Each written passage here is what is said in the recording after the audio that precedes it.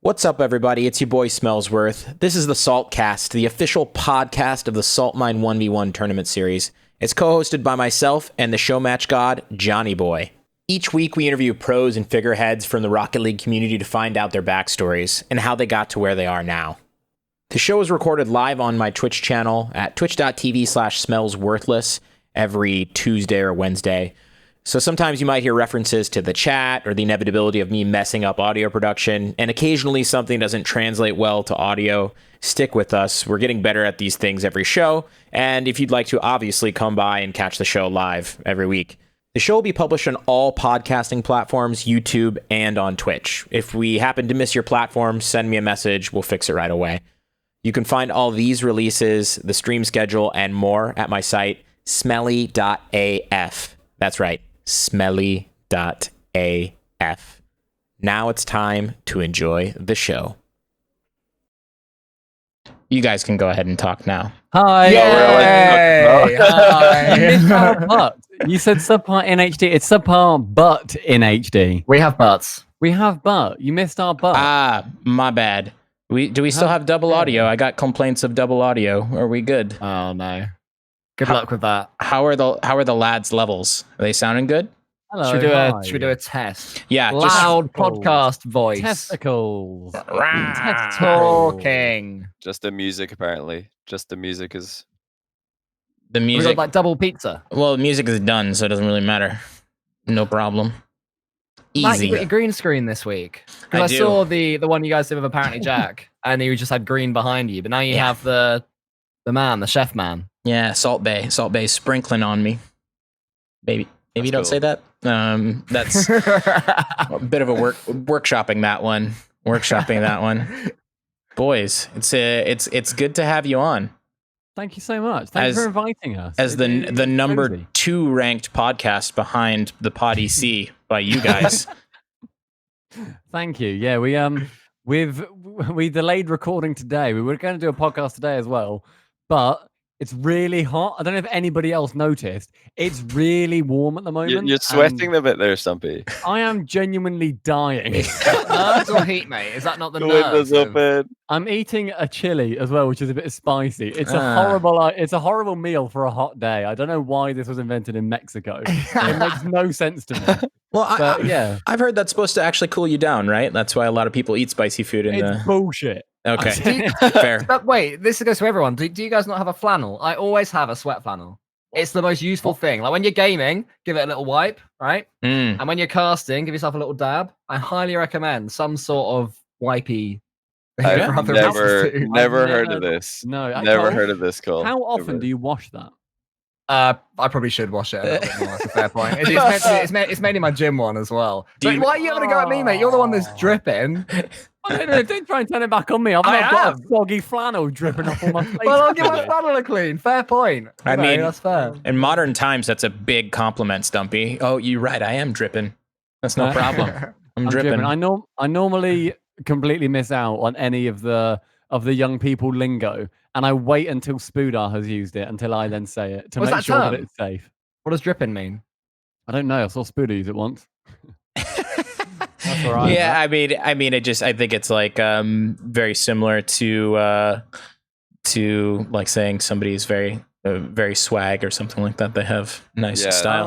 Oh, I- dripping in. This is Yeah. awful that you made me describe it in words because like I know what it means and now I sound Yeah. like such a boomer after trying to like put a definition on it. Like I feel like I'm cool enough to use it normally and then now that I've explained it or tried to explain it, I am definitely not cool enough to use it. So that's disappointing. Sorry, that's my fault. Yeah. No problem. How you doing, Johnny? Oh, I'm doing good, man. Doing good. I had a little day off yesterday after RLCSX last weekend. But yeah, it was fun. RLCSX. Did I call it the right thing this time? I did. did. I didn't say RLCS. CS8. It's actually- I know. I always have to make sure I haven't just said RLCX. I always say that by mistakes. RLCSX. But yeah, it was a lot of fun. Did a wee stream there that was fun as well. You know, just Mhm. found a little replay from Mhm. apparently Jack. That's little maybe slice gonna of be a history. future thing. Yeah. I had a lot of fun with that one. So going good so far today. How about you? Whew. Very good. I have an air conditioner.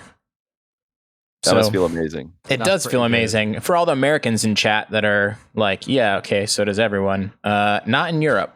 Nope. Yeah, not in Europe. Old, Well, I don't need, but I'm in Scotland, so I'm good. I'm yeah, fine, you don't need actually. it. Yeah, I mean, old ancient I've got one in buildings. my bedroom. I've got one in my bedroom that my girlfriend's dad, he thankfully owns an air conditioning company, and they've got like a big barn like where they live. And he said, yeah, I found one in the barn, and I went in there. He had like 6 just like aircon units that have got like hoses that go out windows. So I was like, can I just have one? And he was like, yeah. So he just dropped it off, and last night we put it on, and my room must have been about 30 degrees, like ridiculously hot. I put it on. Within about an hour, it was too cold. I absolutely adore that thing. Having an air conditioning unit is like life-changing. Yeah. Do you ever think that maybe he doesn't like you very much, considering he owns an AC company and you're dripping right now? Yeah. I think that often, more than I should maybe. And whenever I go there, I plead with him to tell me his real feelings, and he never answers. And it sends me into doubt every time. Okay. Little group therapy here. It's going to be all right, buddy. Thanks, man. I don't think it will be, but I'll trust you. How British of you. Cool. Well, thank you guys for coming on.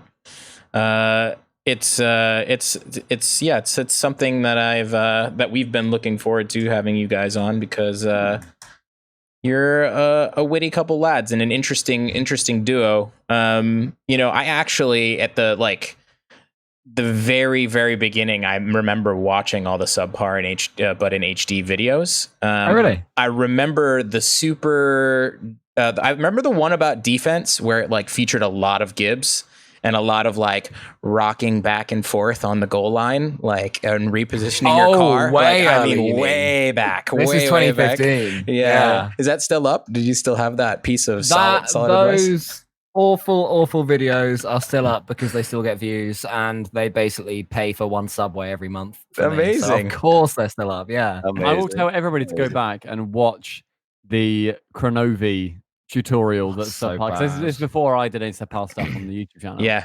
And I went back and watched it probably about 6 to 8 months ago, something like that. And it was the funniest thing, because Cole, believe it or not, has come on quite a lot in his voice acting. And that video is not his best. And it is the fucking funniest thing, because he just goes, and if you want to make sure that you get to the middle nice and quickly, you need to double jump aerial. Now, you might not be able to do it as fast as me. Yeah. like jumping, clearly tilting in a different motion and then boosting. Yeah. I was like, come on, cool, Cole. The mechanics of this guy. Unbelievable. You might not be able to do it just yet, but you'll get there. The funny thing is, though, that even at that early stage, all the people that were the SART BC regulars, we all knew that I was going to fall off. I didn't have any delusions of grandeur. I did think that it would take a little bit longer for the new breed to sort of catch up. I think it was about a month before people who'd never played the 5 years experience out of the prequel was, suddenly counted for nothing. But we all knew that I was going to drop off very quickly. That's hilarious. Yeah, I was going to ask, so you were on those are the Team Rocket days, right? That was you, Doomsy, and O'Neill. Was that the original cast? I mean, there was sort of a lot of the original cast. We had Woody there. We had Dig Dog, who now works at Psionics. It was an American guy.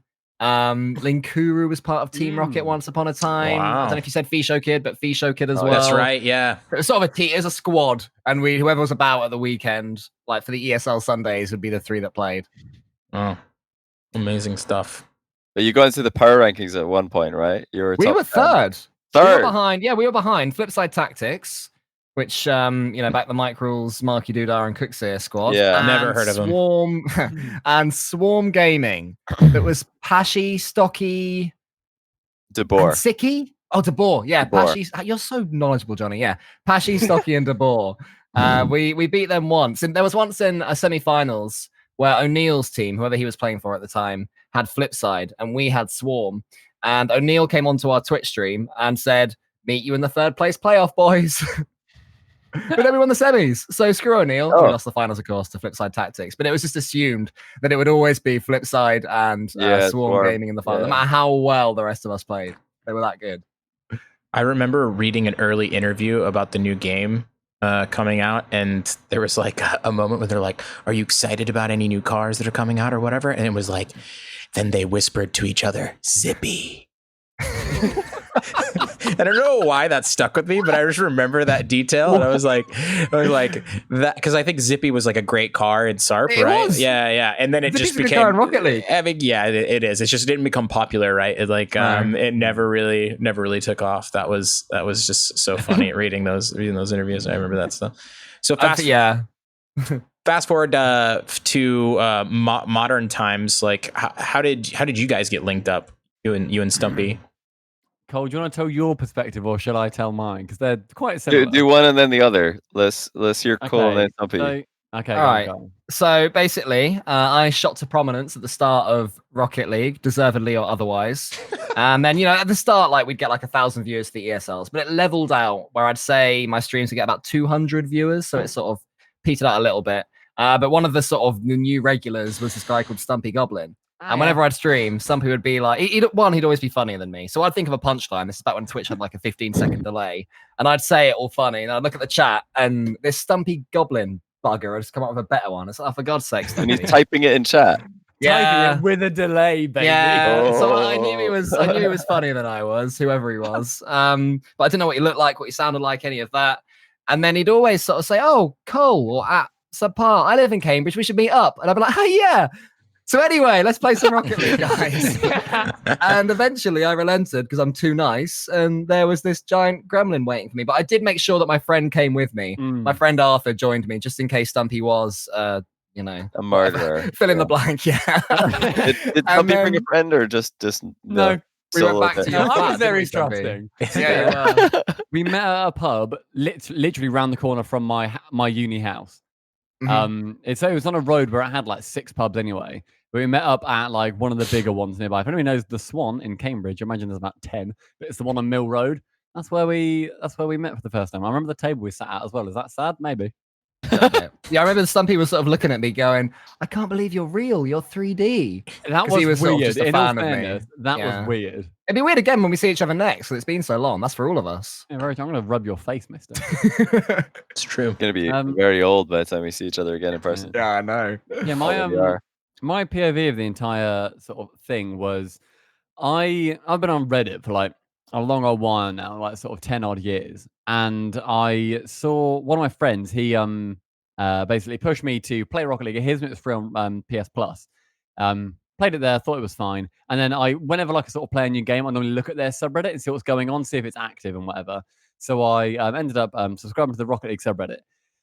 I saw at one point somebody had posted a GIF that said something along the lines of, I made this animated logo for Team Rocket. And it's you'll still see it today. It's our sub thing where like the rocket comes in and then like the line goes around and it swooshes off. I saw that GIF on the subreddit and I was like, oh, that's pretty cool. And I hadn't really watched Twitch at that point. I'd seen like sort of some bits and bobs, like sort of big streams, like the real biggest ones. But I never looked like smaller streams. And so I saw that Cole had then replied to it. And I think at that point, Cole, you had like, there's like a Twitch URL in your name, or like somebody replied saying the Twitch URL or something, because it was Team Rocket RL at that point. I was like, okay, I'll watch that, give it a follow. So I followed it. Cole wasn't online. And then the next day, it then said, Cole is now on SubPar. Team Rocket RL back then is now live. Went and watched, and then you guys know all that bit. I was then just sort of talking in chat. I remember early on, I remember really early on, I was convinced Cole didn't like me. I don't know if I've told you this, Cole. I've already just remembered it myself. I was convinced that only because obviously it was originally Doomsy streamed on Team Rocket RL, not Cole. And like the broadcaster. Yeah, the broadcaster, yeah. And so I was talking there, and Doomsy would always reply. And also I hadn't really got into like the flow of Twitch myself, so I didn't know what was right and wrong. And so Doomsy was always replying, and I took that to be, oh, Cole doesn't like me. Like, not like unbeknownst, like that obviously Cole's not looking at chat or doing something else or whatever, and Ryan's the main streamer. And so, yeah, I ended up, obviously, typing in chat loads. Cole then, I think, made me mod after, like, a lot of people got made mod. There was the great modeling in Team Rocket. We did a thing where, like, I can't remember how we did it. It was like anyone who touches the ball gets mod. You get mod. Because Twitch was new to me as well. I didn't know Twitch at all. I had no intention of ever going on it until Rocket League came out, and suddenly there were 400 people watching Gibbs stream and 1,000+ people watching Chronovi stream. And I was like, oh, I'll have a bit of that. So I didn't know about the landscape of it at all either. I didn't know how important it was to have a mod that was actually a good mod. I just thought it was sort of like regular people that you trust. I was like, yeah, I trust Terziak. Of course I do. Why wouldn't I? He seems like a sound lad. I'll mod him. Stumpy Goblin's all right. Yeah, I'll mod him as well. The modeling. Yeah. I saw the modeling happen, and I then got mod spot. Can't remember Cole DM'd me and asked if I wanted to be a mod, and I was like, oh, was it proper by the time you got it? Was it? Yeah. I didn't get in on the modeling, unfortunately. I see. I think I was after the modeling purge because you got rid of some people who were just like not doing anything. It was like, oh, fair enough. And then basically, long story short, I remember saying we should meet up. In hindsight, I wouldn't have done it. I wouldn't have gone. Like, why not? Twitch chat. Why not? That you sounds That's how Johnny and Marky met, right? That's how I met Marky because Marky went outside your window. I know you can kind of tell if somebody's like normal-ish from reading what they comment in Twitch chat. You know, Johnny, when there's a documentary, complete weirdo.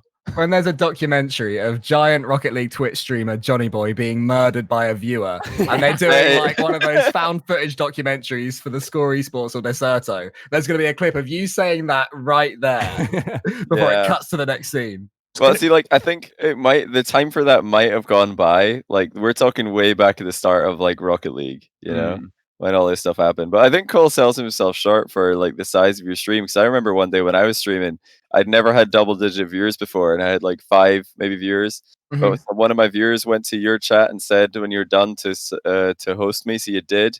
I got like a 42 viewer host. I was like, "Whoa, that's like biggest stream I've ever had times 10." Incredible. Who was it? The Flying Car Parts, I think. Oh, was it? I think it was. Flying Car Parts spread news of your spinning ball stream. That's he was right. adamant that everybody go watch that. That's the first time I ever saw you, and I was like, oh, "This is fun." Close it in about 5 seconds. Obviously, just a spinning ball. Not an idiot. And then like the next day, it was still going. I was like, "What? Yeah, what's happening here?" I actually got banned. I don't know if you know this, but I got banned on Twitch for not having gameplay. My stream got reported. And I was banned for 24 hours. So I kept the ball spinning in free play for the entire 24 hours I was banned. And then I went live again after. And by then it had been spinning for like 50 hours or something. And I had it there the whole time. People were like, he's back. Going for another ban. Speed run to proper like full-time ban from Twitch. Here we go. Yeah. I was like, that's a stupid ban. I'm just going to keep it. Why not? No, it was nice. Yeah. And then we ended up I think then Ryan, obviously, then Doomsday tried to he would then sort of went down the pro direction. And I Colin, you sort of said to me that you lost the sort of want to kind of stream as much as you were obviously as part of a duo. Because it is easier, like obviously, then we were both sort of because I'd hold on for a couple of streams at that point. Yeah, I'd always found it easier to stream as a duo just because I was sort of inexperienced with it, and I didn't get that was weird either because I didn't know Twitch. So for me, it was just the normality that I'd have a sort of streaming partner. So then when Doomsday went pro, I'd streamed a few times with this Stumpy guy, and we were sort of pretty good at it. And people liked our camaraderie, I guess, our rapport, exactly. And then after I hadn't streamed for a little while, I basically hadn't streamed for a while, and I was like, right, you know what? I'm sick of this. I'm packing it in. I sort of don't need to do it anymore. I've got a full-time job, etc. And I checked my sub count because I expected it to be down to like 10, 15 because I literally hadn't streamed for like a month. And it was still on 77 on the night that I checked, to remember that number. And I was like, wow, okay, I owe these people something. And then I reached out to Stumpy and I was like, do you want to sort of take this a little bit more seriously? And he said, yeah. And then I told my mom this story, and she just turned to me after I said that sort of I was now sort of even with this Stumpy Goblin guy. And she said, why have you given him half of your business? I was like, that's a good question, Mom. Good businesswoman. I haven't thought of it like that. I'm not a businessman. Would have absolutely fucking rinsed me. I would not have come out. I would not have come out with 50%. I would have been rocking 35 max. You'd still be on 35. I sort of lucked out with, and that's when I was at uni. And then I then ended up going a little bit past sort of how we met. But then we ended up I got a full-time job at, people remember, the bank. I worked at Barclays in the UK, and that was on an evening shift. In hindsight, I could have streamed in the day and then Cole could have streamed in the evening. Yeah. And realistically, we could have covered both angles. But didn't think of that. And to be fair, I think my parents' internet was shit at that point, like 3 meg down, 0.2 up, like terrible. And so we ended up I then got put on the day shift, then I joined back in for streaming. And then about a year and a bit later, then we went full time with it. There you go. But you do that now, right? You do like one of you stream and then another one will stream another time of day. Sometimes it's both of you. Like you do the whole. Yeah, we alternate if the other one's Yeah. doing something, or like if say if I just like want to play. Mainly, it's been for like Red Dead Redemption 2. If I just sort of said, "Hey, I just want to play Red Dead," right, I've got a right. good like sort of single player game going. And it's like, yeah, that makes sense. And then Cole then hop on later or like before me to like sort of do some Rocket League to kind of keep that ticking. Because Cole's definitely got a lot more Rocket League patience than I do. I kind of fall I see. in terms of playing. I fall out of love of playing it. I'll always want to watch it, but playing, I sort of needs to be a bit sort of. I need to hit the ground running with it. I'm gonna be right back really quickly. I have to go to the door, but please do continue. I won't be long. Cool. I hope that was a good explanation of how yeah, it's really good. Yeah, sorry, that probably went a lot longer than you wanted it to. It's a weird, long story. No, it's exactly what I was after. I didn't know what the origin story was, and I thought I found something similar with Johnny, but he keeps pulling shit like this. So, maybe if any weird people in Twitch chat want to meet up in Paris, and stay distanced, let me know. I'm looking at Loshi RL. I reckon there's sparks between you and Loshi. Poof. I'm sure there is. I've actually met so many people off the internet. Well, I mean, like, that's how I met my girlfriend. That's why I ended up moving to Paris. Really? I mean, the internet dating is all meeting people off the internet. It's actually weird. It's really weird, but it's like pretty chill. I have a ton of really good friends that I've just met randomly in life as well, where I've been like, hey, we need to trade numbers. Like, this is going really well. There's a lot of chemistry here. I mean, some of my best friends in the world are like that. So I I like the serendipity. Well, the way that I met Johnny was actually, I saw him. I was getting into Rocket League, and I was sort of taking it pretty seriously, like from a just wanting to compete perspective, not like I'm going to go pro or anything like that, but like as somebody who's had a lot of competitive hobbies, I guess I would say. So I was like, oh yeah, I a coach is one of the best ways to get better. So I saw one of his streams with like Scrub and Marky, and he was like casting it or whatever. I was like, oh, this guy's got a really analytical mind for the game. And so I was like, cool. I just went to his stream and I dropped a huge donation in his stream and put the message in there. Like, he wasn't even live. He wasn't live. I was a Twitch noob at this time, and I was just like, "Hey, man, I'd like to have you coach me." And I was suspicious. I was like, "What is this?" Yeah, this never had a donation game is ready and stuff. And right? this is after. Yeah, it's like 2015, late. Maybe. Yeah, it was. Yeah, this is after I'd already reached out to Low Five for coaching, and I'd already reached out to Gibbs for coaching, and I got completely Gibbs. Completely blanked. Completely blanked. No responses at all. And Gibbs, how much money you sent those 3 people in total? Oh no. I only after the just outreach didn't work, I was like, okay, I'm gonna throw some dollars with it, because then that will definitely work. And by the way, this is something I emailed you. I was like, yo, what is this? Yeah. Sent me money when I'm not even streaming. This is actually a great way to get coaching from pro players. I've done it in Smash Bros, and I've also done it in Mordhau after doing it in Rocket League. So me and Johnny just happened to sort of get along really well. Yeah, we just got along. And Marky as well. Do you still pay him monthly, like just to be your friend? Yeah, it's a sub. I'm a 48-month sub in his chat. So I'm a founder of the stream. So you are a founder. Yeah. Well, people should definitely sub to this stream. It is a pretty great pizza party. Did we find out if there's any more founding badges available or now? I think they're all tapped out, according to Beeve here. He got a star, just a sub star. I'm slowly setting it up. It's still very scuffed. Still a very scuffed stream, but we're working on it. We're working on it. Maybe little pizza icons. Yeah, something like that. I don't know. Maybe like ingredients that go on top of the pizza. Make pineapple the top one to like cause controversy. Subbing after like they get close to like, I'm not subbing. I tried pineapple on a pizza for the first time, because I was always a bit of a naysayer, but I was never like, no, it doesn't belong, because I hadn't tried it. And I'm a firm believer of try a food before you say you don't like it. Apart from oysters, because they look rank. No, those are good. And so I tried. I made pizza, and my girlfriend wanted pineapple on hers. So I was like, okay, I'll give it a go. I put like some chili flakes and stuff on there as well. Fantastic. Mhm. Genuinely, pineapple belongs on a salty pizza. Salty or spicy pizza, Yeah. or both. Okay. Anything else, it won't work. But people just get so tilted over it. That's what I don't understand. I don't understand the controversy. They're pretending Of to be it. interesting, Cole. They're like, I think that's maybe what if it I'm is as passionate well. It's about like a this- meme. Maybe if I'm Maybe. passionate about this, people will be able to relate to me because other people are passionate about how much they hate it. I'm gonna do that too because I like passion. They just want to passion fruit on pizza. Maybe that's next. Oh, lie! Nobody feels as strongly as they actually say they do about pineapple not being That's a belonging true. on pizza. It is I my don't think favorite it's type fair. of pizza. Pineapple with Canadian bacon. Call it the sweet swine.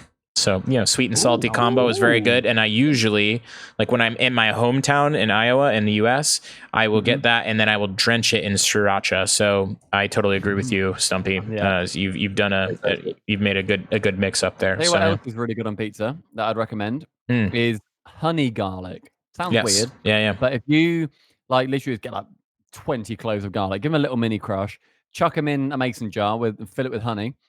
The honey and the garlic interact and obviously they kind of infuse each other. And then it kind of becomes like an oil kind of consistency of the honey. So it's not thick. And if you then glaze your pizza with it, when it's got like a minute left or something, it has an amazing, sweet, garlicky undertone to every single bite. It's honestly incredible. Would recommend honey garlic on pizza. Yeah. I love that. Cool. Honey and garlic interact. They're like, hey man, I've never heard of it. Yeah, they're like, hey, let's with just you. become fucking oil, dude. There's Do you know what I mean? That'd be oil. want to make it taste good?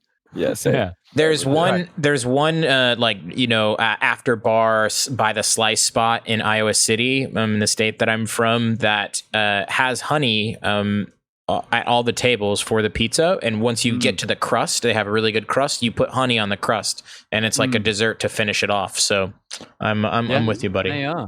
I'm with you. like Honey I'm actually goes learning. with goat cheese as well. Chèvre. I'm Very good. learning. I imagine so it would much. because caramelized onion goes really well with goat cheese. So I imagine it's the same kind of principle. Yeah, definitely. Yeah, Matt, when's the cooking stream? So I know that you've been interested in this in the past. I actually did a Are you cooking serious about your stream. cooking? I did a cooking stream way back. Do you remember that, Johnny? That was Yeah, my yeah, first what? stream ever. Yeah, It was in what? 2015 as well. It was when I lived in LA. And Marky came in and he was like, man, I savage onions, because I was cutting onions and I was like talking to Marky. It was like right before you guys came for the season one season Worlds. one. That's right. Yeah, I did it. I think I'm actually no joke. I think the first YouTube video I'm going to release besides RL related content is probably going to be a French cheese tier list. So I use the tier maker and I'll do a French cheese tier list because I really want to go deep on some really stinky cheeses. Are you well into your food then, Matt? Yeah. I'm I'm probably, it depends, right? But I'm usually the guy that when I meet people and they're like, yeah, I really love food. And I just kind of roll my eyes like, please. You're a gatekeeper of food. Kind of. I'm pretty I snooty. ask them what they like, and I respect their decisions personally. What if they're honest, Matt? What if they're honest and they say, look, genuinely, that's all I care I've about. been born in such a way that my taste buds prefer Pringles, and I wish that wasn't the case. Because I've got child taste buds. Yep. I don't crave proper food. I don't really have any interest in going to. Well, I wouldn't not go, but if I could choose, I wouldn't sort of choose to go to an expensive restaurant. I'm happy with cheap brownie with chocolate sauce on it and Haribo on the side. I remember at one point, I wish I wasn't. You told me that if you could, you would eat grey sludge for the rest of your life if it sustained you. Is it flavorful at least? Did I say? No, you said if it's just a neutral grey sludge, you're like you would be happy with. Was that. I doing a home workout regime at the time? I can't track you. That sounds. That's not a fad diet. It's really useful. It keeps me in shape. Is because it sounds like the sort of thing that I'd say when I'm actively trying to keep fit. Because when I'm not, I just want sugar. Sure. Really. It's a shame. I do both. I grew up an extremely picky eater. I didn't eat a salad until I was 24. So, but now I eat everything. And I have traveled all over the world. I do eat stuff. I don't not eat. I don't think I'm that picky. But That's it's cool. just my natural. If I've got a day off, it's just right. Go and buy. Go spend £6 on comfort food too. The same as when I was 10. That's comfort food, right? When I don't have any problem with onions and pickles and things like that, but I still, when I like do a McDonald's order, it's like cheese and ketchup on a cheeseburger, and that's it, because that's the way I ate it when I was growing up. So it's like certain things are like they return. Okay. Certain things are, you know, comforting. So that's fair. I mean, comfort food is great. Yeah, like it's comforting for a reason. Yeah. Yeah. No, fair play. I agree. I think if people like eating what they like to eat, then go ahead. You do you. 100%. Yeah. Just don't tell me you're like some big foodie when you're not. Okay. No, I won't. Get out of here. I will happily try any good food put in front of me. You can attest to that, Stumpy. I'm a good trier, I think. Yeah. Cole gives pretty much everything a go. I can't think of a time where you haven't, to be fair, but we've also not gone anywhere crazy. It's really easy to peer pressure Cole, is what you're saying. It's genuinely, Cole is the easiest person to peer pressure. You just need to slightly suggest something. Yeah, chat, if you want him to do something, just start spamming it. And then honestly, I tell you what, the one thing that Cole can't have is basically we hit a donation goal and doing a charity stream at the start of the year, and Cole could not eat a teaspoon of ketchup. No, I could. I did a teaspoon. It was a tablespoon. Actually, it was a thimble, not like a shot glass full at first. And I like smelled it. I was just gagging, just going anywhere near it. It's the vinegary smell. It's so strong. And I don't know, because the thing is, I like tomato sauce. I like dipping chips into it. I like it with certain things. But with the wrong thing, it makes me repulsed. Like true. And yeah, I tried to do it. I just couldn't. I literally I put it in my mouth like a tablespoonful, and I threw it up. I had to run outside. You gag. Yeah. I didn't know I would have happily thrown it up on stream, but I didn't know the rules about being banned, which is why I was a coward and ran to the bathroom. But it was horrible. Come on, man, roll the dice. I just heard that's some good content for sure. Yeah. Roman doesn't be bad. I swear, didn't Sizz throw up on stream? Does anyone in chat know if that's true? I feel like I remember Sizz throwing up on stream from drinking before. Did I make that up? Did I make that up, or is this actually happened? Maybe somebody else did, and I just thought it was Sizz. This is slander. Okay, I'm glad that actually happened. Okay. If anyone from Twitch is watching, it didn't happen. One person said yeah, and I'm like, yeah, okay, I believe it. Yeah, confirmed. It's not your fault, Johnny. It's been confirmed by Twitch chat. I actually threw up from drinking. What? Never on stream. No way. No. No way. I actually, so one other thing that I had written down to talk to you guys about is that we've actually met in person before, and I don't know if you guys remember that. Do you remember? I do 100% remember. Okay. If Cole remembers. I'll be honest. I do not, which is nothing personal. Because I forget. You'll kick yourself because it was a really, really good thing that happened between us. It was. Tell me. Cool. It was. I want to hear it from Stumpy's perspective now. Me too. I'm excited about it. At Landom, we were obviously at the front. Okay. We were hanging out. And then we were obviously doing signs and everything, and like showing them to camera, writing chants and turning around, showing it to people. Yeah. I guess it was the night before day 3 or the night before day 2. One of the two. Were you the light up guy? We put a Twitter post out asking, does anybody have any like other boards that can be brought with them? Then either Matt, you responded to the tweet, or we just saw you the next day, and you leant across the entire crowd and gave us this light up, really cool light up board. And also something else that I know about you, Matt, is that you were the I was the Aussie, oi, oi, oi. Yeah. Okay, I remember that now. That has become a staple of RL chanting, ending it with a the Aussies hate it, but we love it. It's so good. So I do remember that. Thank you. So I will set the record straight, just so that there's not some poor boy out there who has done really well. You guys given me credit for some board thing that I had nothing to do with. All I did was yell Aussie, Aussie, Aussie, oi, oi, oi. Oh, so you weren't the board guy? I was not the board guy. Board guy. He was the Aussie guy. I remember I introduced him to you. I was like, hey, Cole Stumpy, I got somebody you need to meet. And they were like, wait, you're the Aussie guy. I was like, yeah, that's the Aussie guy. You guys had a little board guy as well. No, but it's great to get credit for it. No one was bored at Landon, mate. But you passed it to us because there's a picture. I don't think so. If you have a picture, that would be amazing. There's definitely. I am confident there's a picture. I don't remember Matt ever having a board. Me either. We hung out a lot. I just had I had this super dope Lumvon backpack that I got on really cheap sale, so that's why I remember carrying that around. Do you have a twin? Yes. By any chance? It might have been him. Yeah. His name also Smellsworth. His name is Chris Pine, and he's a famous movie star. I can see that resemblance. I am on the media on Subpar, and I'm just letting my mouse scroll to Okay. June. Yeah, if you find it, let me know. For sure, but definitely not me. But that's okay. I mean, if it is, great. I had way more beers than I thought I did then, if that's the case. Yeah. But I want to talk about, like, I mean, the Landon may be your, like, you know, everybody's sort of in the creative field here trying to do their life's work. I think Landon might be your guys' life's work. I mean, you introduced this excellent British cheer culture into the Rocket League scene, and because it was in Landon, like I wasn't at the Vegas one, but I can't imagine that a bunch of Americans were as good as the English in that stadium. They weren't very receptive to two English people coming over and telling them what to do. They tried. They gave it a go. Yeah, they didn't hate us. Yeah. So yeah, can you guys just talk about like getting the idea to do that? I mean, I thought it was really good. One of the things I thought was really cool about it is that you prepared for like almost every player.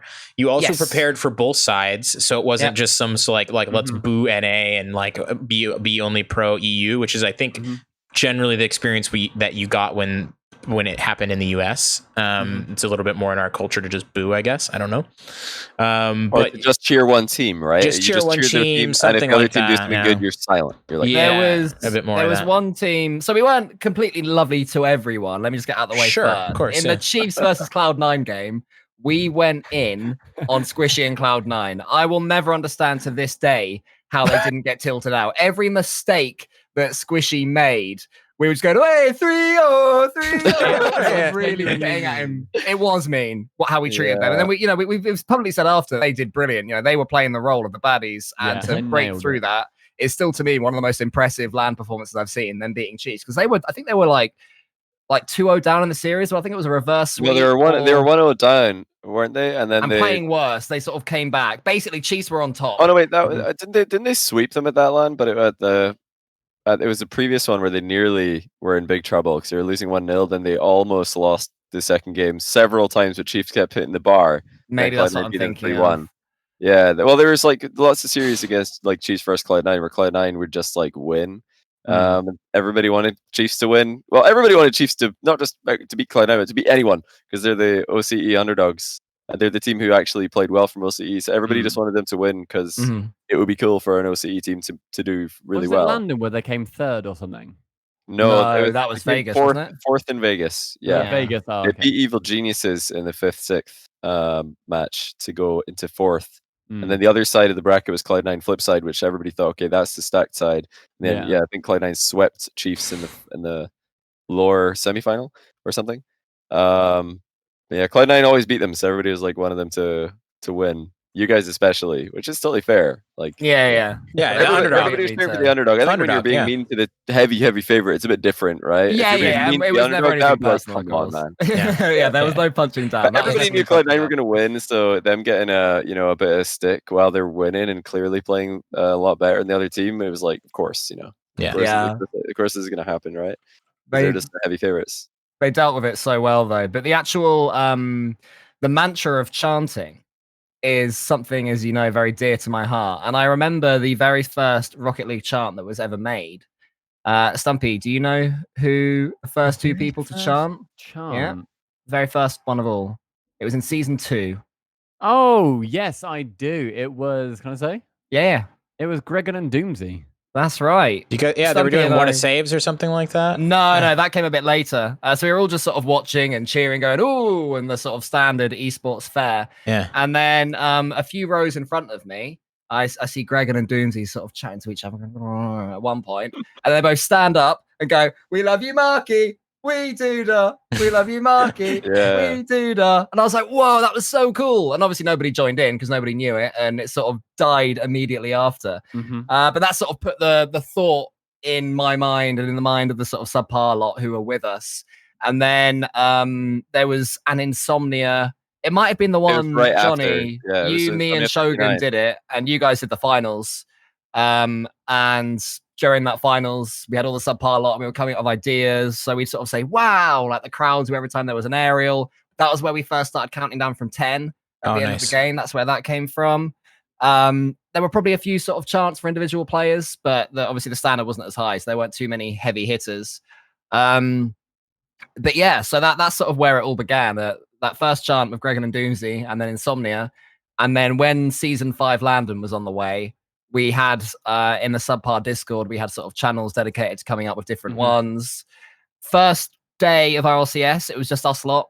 Second day, it was our row, and then the third day, it was the entire stadium. It spread from section 104 because that was also a big part Team of 104, it. Beforehand, wasn't it? Yeah. Where we, for whatever reason, everyone got really competitive as to where we wanted to sit because it's the first time. That was the first ever LAN where it was fully around this stage. Previously, it was stage at the front, and everyone was just sitting watching forwards. It's the first time there's ever the circle around of seating, and we looked at the seating plan from previous events there and had saw that we reckoned 104 would be right in the middle and looking in a good direction. And so we said in our Discord, everybody get tickets to section 104. Okay. And so and then I think also like the rival esports guys and other like communities said, yeah, we'll all go 104 with the subpar lot. And then any of the overflow then went to 105, who was then to our left. And then that created like two clans of people who were like, we were chanting obviously for 104. And then if they tried to get rowdy and like one failed, we'd turn and go, way! And like we'd chant at them like, who are ya? And stuff like that. And then they'd chant about it. It was really good. It was funny. It was all an amazing like camaraderie as well. We're all pushing to make it louder and louder to make everybody better. I would love to see that in the future with two different communities, and they're both like trying to pack out two different sections right next to each other. Then you really have a battle. So good. It'd be hilarious. If there's another LAN in the UK, it's happening though. Like if there's another Rocket League LAN in the UK, that is 100% happening. And it would be amazing. Like I think it would blow people away. 'Cause it's been a while since London happened. And I think the people who were there, they remember how good it was, but I think everybody else, because there's been so many other lines since then, they've forgotten just what it's like to have that crazy UK crowd who are just coming up with all these creative and hilarious chants. Like, how many clips were there on the Reddit of like, well, that's what I was going to say. Don't believe what they're chanting. Listen to this. They come up with this really funny like chant for this player. The one that got me was Corrupted G, the pirate theme. The pirate. Obviously that one just came out off the bat. That one came out hilarious. That was really good. Leaf's trying to interview Corrupted G, and the crowd's just da da da da da da da. Had me laughing. It was so funny. On that team as well, when it was with Classics, and one of the most stupid things that's happened was mid-series, Classics is playing, a goal goes in, he lifts up an ear cup to look at it and goes, "What?" Because we're trying to give us a wave. And like, we're like, Classics give us a wave, and he couldn't hear. Yes, then we just look at him, and like when it's about to be kickoff, we're like, play again. And he was he's like scored a goal, and then he's like, what are they saying to me? Then he eventually gave us a wave, I think, when he like literally walked over, and then everyone erupted. The thing that Psyonix did that was so impressive during Landon is how much airtime they gave to the sort of section of 104, which Leaf was as well. Leaf as well. Yes, Leaf was so good as a host. His timing of when to keep us going and when to sort of start the interview, because people watching are getting bored now. That's hard though, because he also doesn't know. He can't really hear. Because there's people talking in his ear, and there's like it sounds different from the stage when you've got all these people all around you making noise. Because the people in the crowd hear themselves, but the people in the middle, they hear the crowd from all around them. So he did well to pick out what they're saying and have good pauses and stuff like that.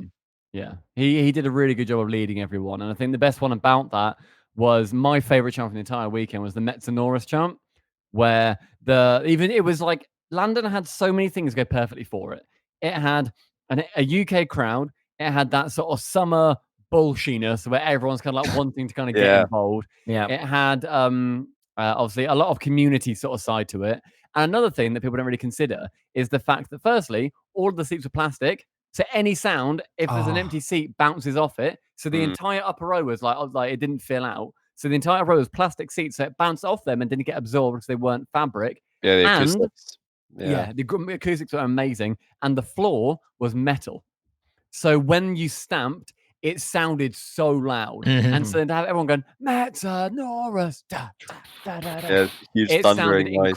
Incredible, like thundering. Yeah, that's like a big. One of the downsides of doing it in like a theater where there's like the chairs, fabric chairs. The acoustics are just not as good. It was one of the issues with Vegas. because I mean, they obviously clients aren't planning to be like, let's make sure we have plastic chairs because they Yeah. are more uncomfortable. But like, it's obviously harder to create that noise when empty seats that are there are then absorbing it all. Yeah. But yeah, Landon It's had a hard to few find things going right that for it. size of venue is also kind of perfect for Rocket League at the time. The London one is, I don't know how easy it is. It's got to be pretty hard to find venues that size because it's not like a massive venue. It's not tiny. It's just this kind of medium-sized venue. So it worked really well for how many people are going to show up. And I've heard I'm pretty sure I've heard somebody from Psionics say this. It's hard to find venues like that. That's why the Vegas one is so much bigger because there's just no venues that are in the size range that the Landon one was. It's not like they were like, yeah, let's just anticipate all these people showing out. Yeah, way more in Vegas of all places compared to London. It's just like there wasn't another option. I think so. They had to just go with that. Yeah, That's crazy. It's going to be really hard for us to find a good salt mine land spot, Johnny. Yeah.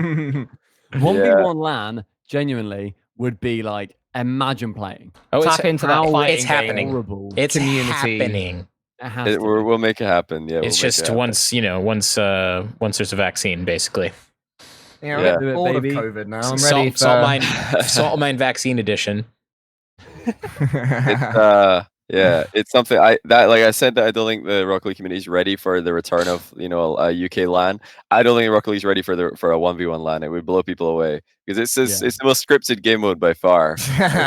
Bound to be something stupid happening, some ridiculous comeback or end game.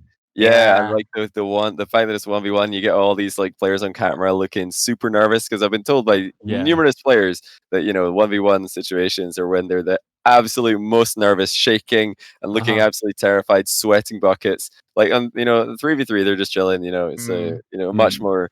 I mean, yeah, they're nervous in the absolute final moments. Like some of the great moments in finals, you see players like getting really nervous, but you'd get that from like round one in 1v1. It would be insane.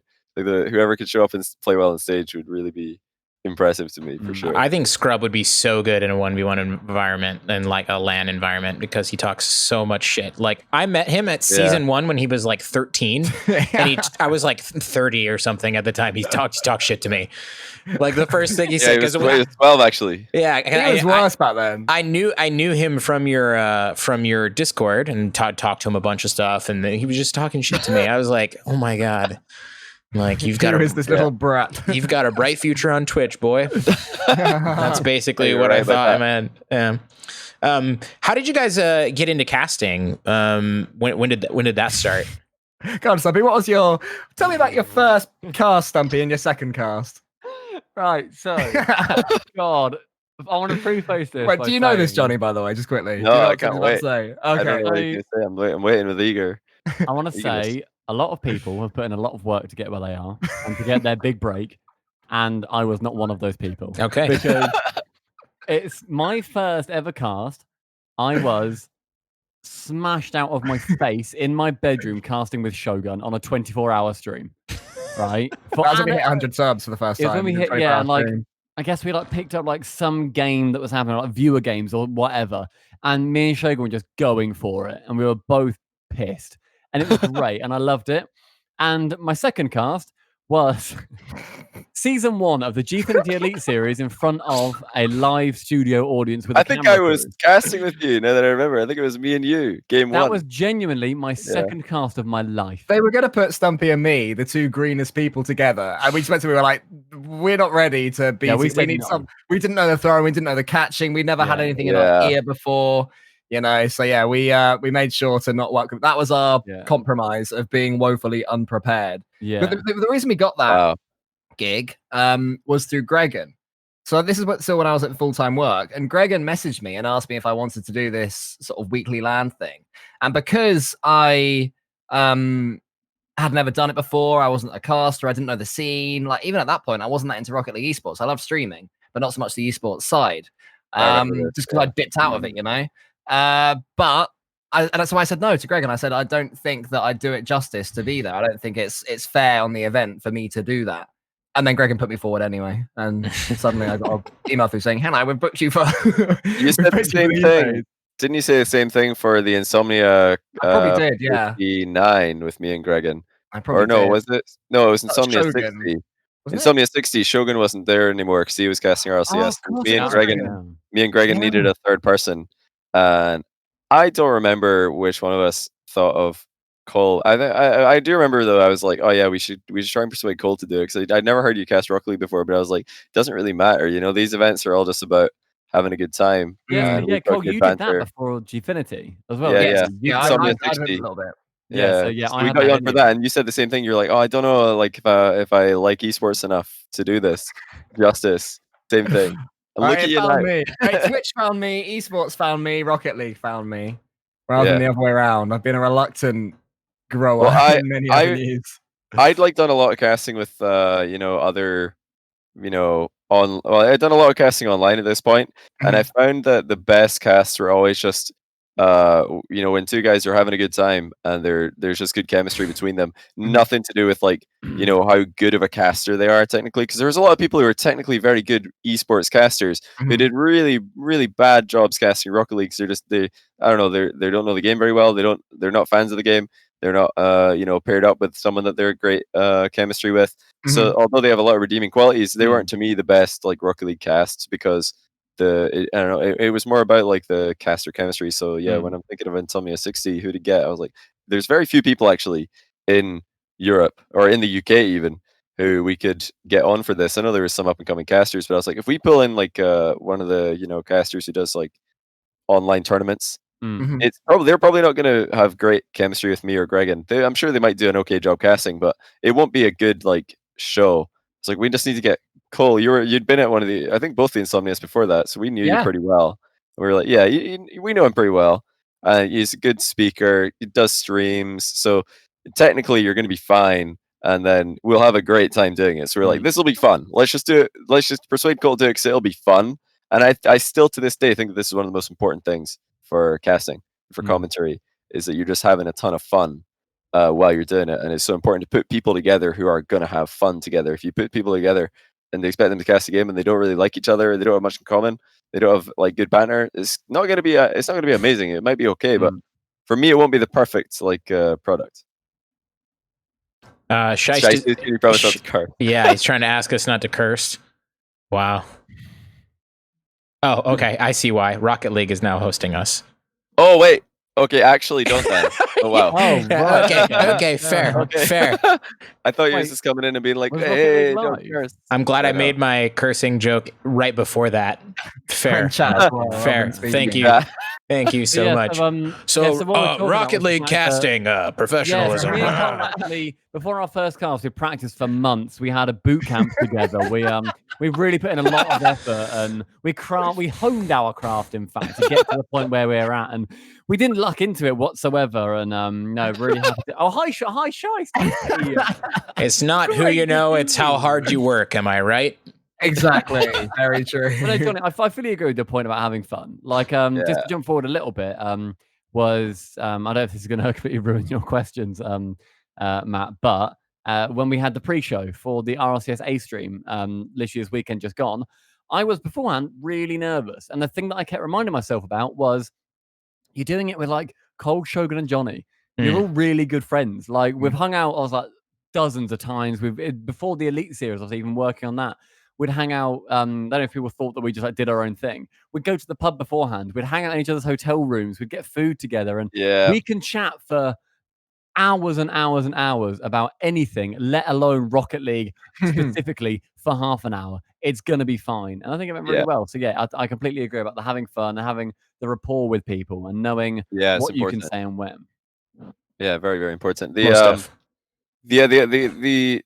fact that you guys were such good friends and such good chemistry from streaming together, I think that really it helps your casting a lot. We were going to talk about that a bit later, I think, Matt, as well, getting into more of the casting topic specifically. But yeah, that I think is one of your biggest strengths as a duo. It's just because you have so much screen time together, so much time on mic together, that you're just going to have really good chemistry compared to other duos who might not have as much experience together. I think that's one of the reasons that me and Shogun succeeded a lot last year, is because before we did all these LANs and DreamHacks and stuff, we'd casted tons and tons of Gfinity broadcasts together, and we also did a lot of like League of Rocket stuff. So we did a lot of like conversations of how to improve like as a duo, and having just hanging out and building that kind of on-screen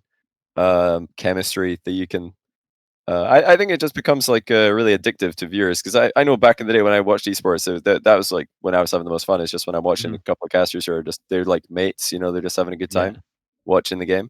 There are always the clips that go furthest as well, right? Like I know that one of my friends is really into Dota, and I don't understand how Dota works at all. But the clips he's shown me are from when there's a really, really good personality or two who are just doing their thing, and you can tell literally, like even just running around like in the audience doing dumb things, having the personality, having the fun, just even like on the desk or anything.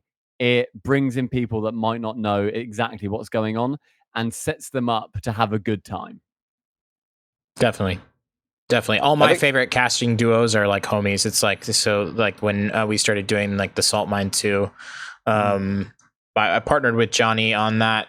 Part of the reason was so I could get into doing the casting stuff, because I always wanted to do more of it. We actually casted together a 2v2 tournament that lasted like 6 hours, and we casted the whole time, like early 2015 or late 2015. I think it's 2016, early 2016. Early 2016. Oh my goodness. And that was the last time that I did it, actually, until the Salt Mine. But that's why like Johnny just put me and Marky together, and it was like, okay, let's just have like a good time. Definitely. I was speaking to Marky after we'd casted on the E-League stream, and we were talking about the Salt Mine 2 casts that you guys all did, and I said to Marky, oh wow, one thing I really liked and noticed about yours and Smellsworth's casting together was that it seemed like you'd known each other for years, even though you just met. And apparently that wasn't the case, which I didn't realize. So you and Marky go way back, actually, and you can pretty definitely much as far tell. back as me and Matt do. Me and Marky Cucks and Mike Rules all stayed at Matt's house for RLCS season 1. Before they and myself moved to the like official player hotel on like the Wednesday or Thursday or something. Thursday maybe.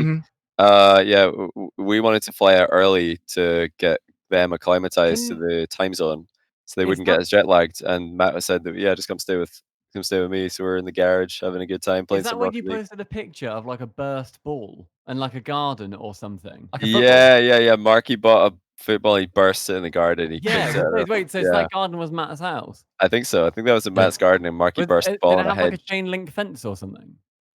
That was just down the street. That was just down the street, actually. That was in my neighborhood. Oh, wait, that was just because I had a wooden fence in the backyard. But my place in LA was super sick, and then there was like a full built out garage, like so that they call it like the mother-in-law suite in SoCal, because that's where you move in your mother-in-law. So I moved in 3 pale, skinny gamers from Europe. Four. That's right. Four gamers. 4 super pale, skinny gamers from Europe, and they invaded my house and bought like orange soda and other fun children foods. It was hilarious.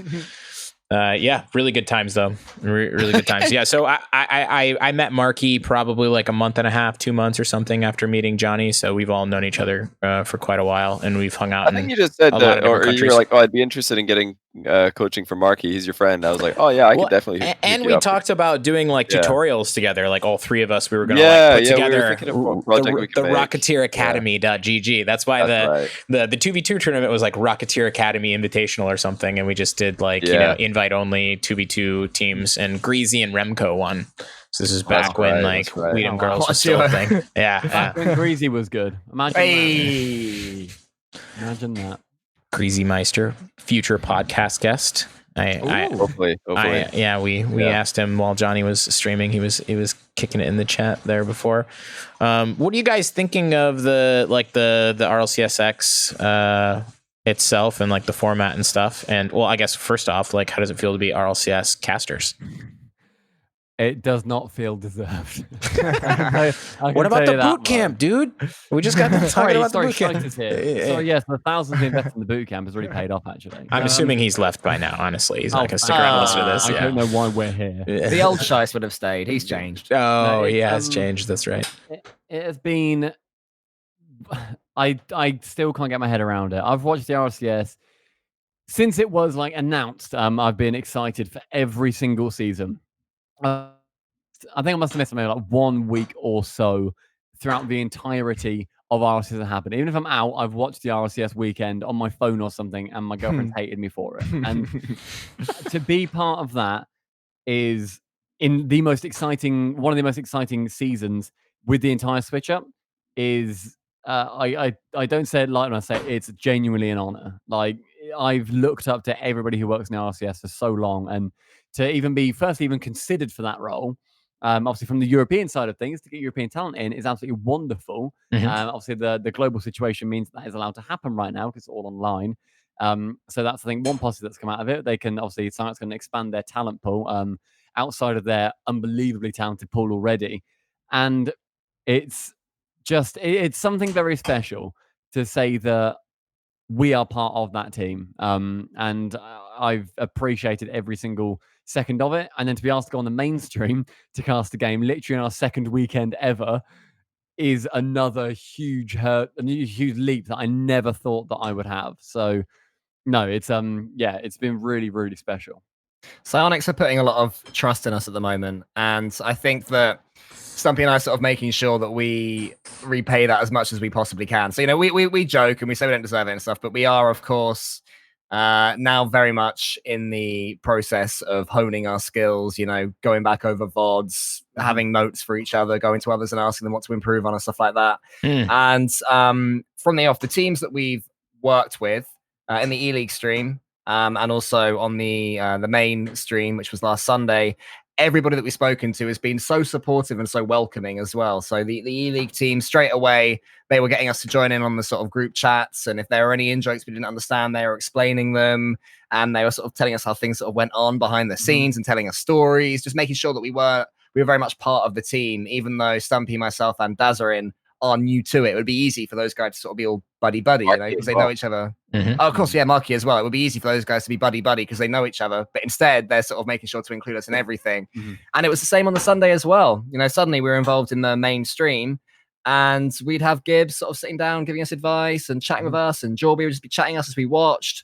James was there. He said some lovely things when we joined. It was just truly lovely to be part of everyone. Lovely. And yeah, you know, if I want to say that I like to think that between now and the end of this first season of RLCSX, we will improve from where we are now because we are very much in that grind. And I think that, you know, everybody at this level has to be, because if you're not, then you won't be. And it's important that we are. So it's a glorious process that we're part of now. I want to extend the fact that you said about how welcoming they all are. We did some work in Las Vegas in like last April. With a completely different company, and then me and Cole ended up flying and staying in Wavepunk's house, sleeping on his sofa for about 5 days in LA because he just said, "Hey, do you want somewhere to sleep?" Well, you're both cuddled up on the sofa. It was an L shape. Huge. It was an U shape. I could sleep on one side of the L, and my head and feet wouldn't be touching pillows either side. And I'm a long man. And it was the shorter side of the L as well. It was unbelievable. Right? Wow. So we took that L. Sofa. Yeah, we took the L together every night. And yeah, we ended up staying with him. And obviously it was over a weekend. And we went to the RLCS studio. And again, I thought, really cool. We'll pop in, see what people are doing. Oh my God, this is the set. Then we'll head off and we'll kind of get out their hair. Be ushered away, and rightfully so. We were like, we got in there. We hung out with them. We chatted on the set for ages. We then went into the green room with them, watched games. We were all excited about the games that were going on. Everyone was giving their own like feedback. Gilly was there as well, who was being so welcoming and so kind. It was the day that Dignitas got absolutely smashed by PSG, I think it was. They lost the second game like 5-1 or something. I was like, what? It was amazing. And were they frontline at that time, or was it PSG? I forget. I think it was PSG. I think it was straight up PSG. Oh yeah, actually, yeah. And yeah, afterwards, we then said, let's go get some food, and we went to a really cool barbecue place. And we were just like, because they just started taking some classes, like improv classes and stuff, which I think I've spoken about before, where it's just sort of things to like help sort of like off the cuff thinking and whatever else, kind of really hone it. And really, really cool idea, to be honest. Never even thought of doing stuff like that. Really cool idea. And they were sort of showing us the games that they were doing. So we were just there eating barbecue food in the middle of LA, playing improv games with the RLCS like talent team. And I felt at home, and it felt lovely because it never at any point felt like approaching on their time together, on their weekend that they get to hang out with their mates. It always felt like we were there just hanging out with friends that we've known for years. And I am honest, I'm amazed at all of them for being as welcoming as they were. And I adore every single one of the guys that we hung out with. It was awesome. That's awesome. Very cool. I was actually going to ask if you guys had any comedic background, by the way, like any comedic training, stand-up, improv, or anything like that. Just British banter boys, huh? I don't think I was ever considered funny at school either. I've never really been the funny one. Nailed it. Especially, I was nailed it. There's a lot of people that think they're witty and try to be, and sort of aren't really. Well, just at me next time. But that was my thing at school. I felt I didn't have much self-awareness. No. I didn't have much self-awareness, and then so I don't know where that sort of started. Yeah, I've had no comedy like improv kind of classes or anything, but I think I've always been that kind of like sort of saying dumb reactionary things. Like I've never been sort of good at. I've always been shit at telling stories. Bad at telling stories. Rubbish at it, haven't you? Sorry for what I apologize. Yeah, move on. That's on me. I've always been bad at telling stories. And like I think then that's meant that I've never done the storytelling. But if somebody else telling a story, I then go in with like a comment on that and sort of like chuck in the joke. And I've always gone through and sort of chucked in the joke and sort of like kept it light. And also that obviously really helps for casting and streaming as well, where you have to be off the cuff the entire time. I hope so. That's all I've got. So that's my I know that Stumpy and I are sort of big fans of your casting. Stumpy it was Stumpy that pointed me towards you, because Stumpy, you were sort of enamored by Matt's sort of deadpan comedy stylings, right? It's when you and Johnny did the Salt Mine 2 I think it was the finals. Or like one of them, and he asked you, hey, what was happening on Marcus' channel with it all?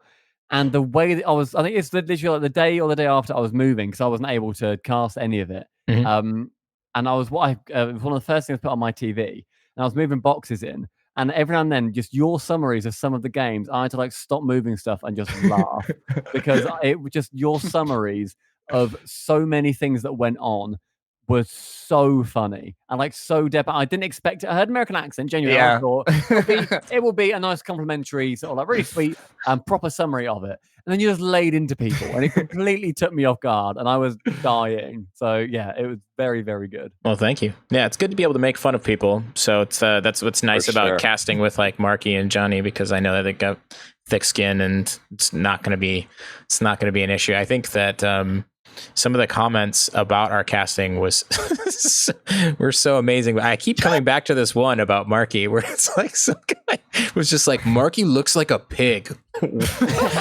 WTF. And I just and then Marky actually caught it as well, and so we talked about it like the next day. We're like starting up our Assault Mine cast, and I was like, man, some of the comments, people really like us, dude. He's like, yes.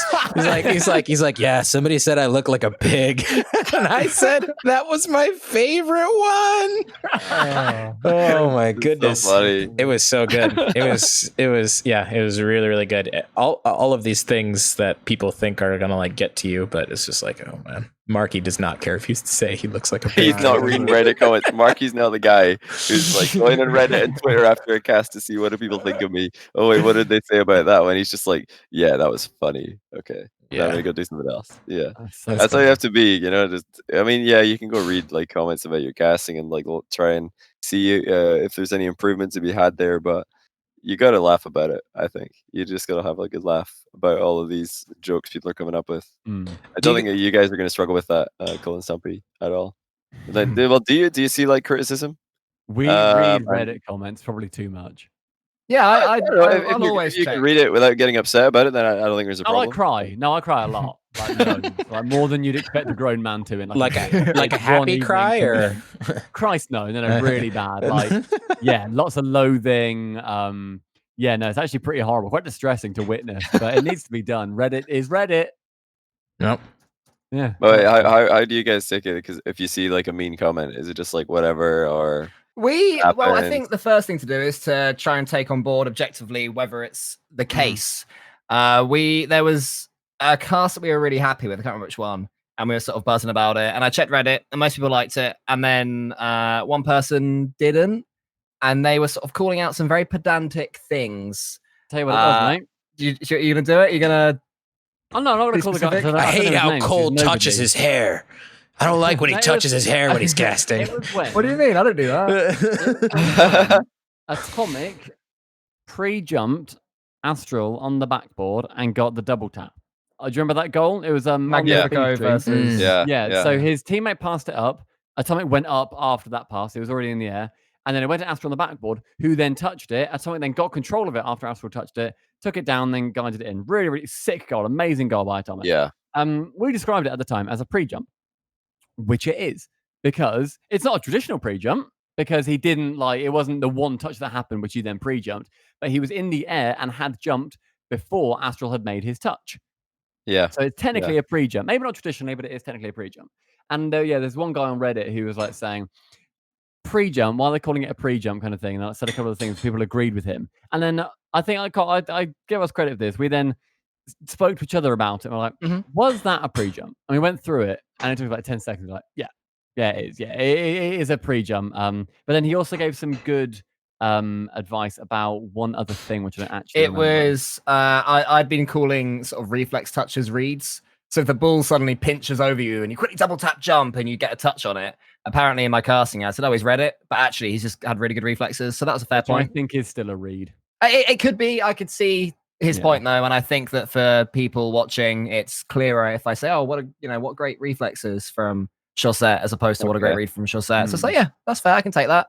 So to answer your question, I like to think that that we can take feedback, because I shared that with Stumpy. I remember because we were all sort of buzzing after this cast, and all of our Discord were like, they're amazing, blah blah blah. So we were sort of basking in our own glory a little bit, and then I saw that, and I sent Stumpy a message saying, I found some constructive criticism. Would you like to see it? Because a lot of people, and fair enough, if you're in the middle of it, we had another cast to do that night.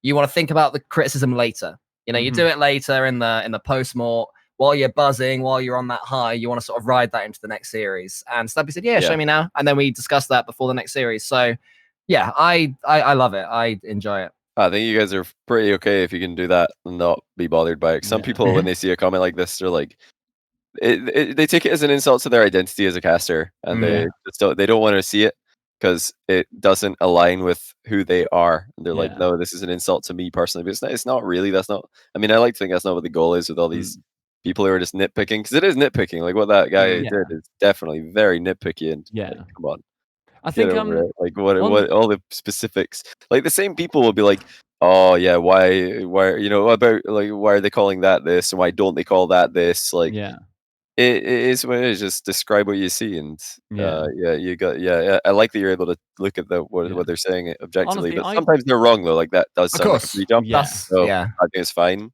But sometimes you might say something wrong. I generally take it as a positive if people haven't made a comment about my appearance.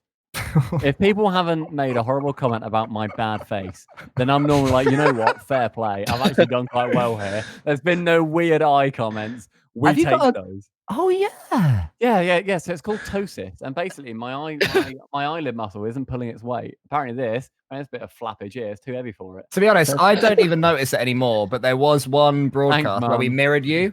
And suddenly your other eyelid was lazy, and I was like, God, that's a bit much, isn't it? He's winking half the time. Yeah, you sent me a screenshot, and I was like, isn't that bloody obvious? Right? It's so odd. Yeah. Is there any way to work out that particular muscle? Like get it really beefed up? So I'll spot it if you want. When I was a baby, right? My basically, if it goes, it doesn't cover my pupil, so it doesn't impair my vision whatsoever. But they said that obviously it might get worse as I get older, as my parents. And they said what we can do is we can do surgery. This was the 90s where anything went. Apparently, we can do surgery to keep to hold the eyelid up. But there is a downside. Mum goes, "What's the downside?" They go, "Well, he won't be able to blink." What? Yeah, well, he won't be able to blink again. He'll sleep with an eye open. Oh no! You would not still have Charlotte with you if you slept with your eye open. That's too weird. She wakes up and looks across, and you're just there like I'm there, just crusty-eyed, staring at her. But yeah, so They're there's looking at her. you won't be able to blame. And she Going, was like, "Oh." well, we probably won't do it then. And I was Yeah. like, probably a good decision, really. Like, just going for a nap. Yeah. Night. But yeah, it's That is yeah, ridiculous. So it's nice when people comment about the casting and stuff, but I do genuinely in match threads. I don't know how many people do this. In match threads, I control F Stumpy. Like I will look through a thread and That's control fine, Stumpy, though, that's control F fine. Cole. Yeah. Yeah. Johnny was telling me to do that on like our first couple ones. Like, hey, go look at this. He's like, we were looking at it while we were on Discord, and he's like, yeah, just control F your name, and it's just like nothing. Nothing. I was like, Genuinely, that can be a positive. no, it wasn't at the time. I'm like, somebody roast me at least. when You we get roasted had on YouTube though. You I did do. I get on roasted YouTube. on YouTube a lot. Oh, we It's all pretty good. got roasted on Johnny's YouTube. Yeah. My Yeah, YouTube is okay. so mean. That's like the hardest I crowd. don't like when Johnny's not doing. Somebody on the most recent video said like, Johnny, get literally anybody else. This guy has the worst online voice ever. And so I Online voice. yeah, I go through and What is I that? go through and respond to all of them. I don't know if you've known that, seen Yeah, that. yeah, I have. I respond to all of them. Yeah, is it a blanket response or specific? no specific every time because somebody called me like they called me like Rocket League Ben Shapiro. Do you guys know who Ben Shapiro is? He's this he like a horrible, billionaire or something? horrible conservative talk show guy in the He U.S. roasted himself on Twitter today. I think. Yeah, let's not talk about that though Yeah, because we of won't our go into host. detail, Because that's of our all you need to host, know. you should do some research after this. Is not. Wait, Ben Shapiro did.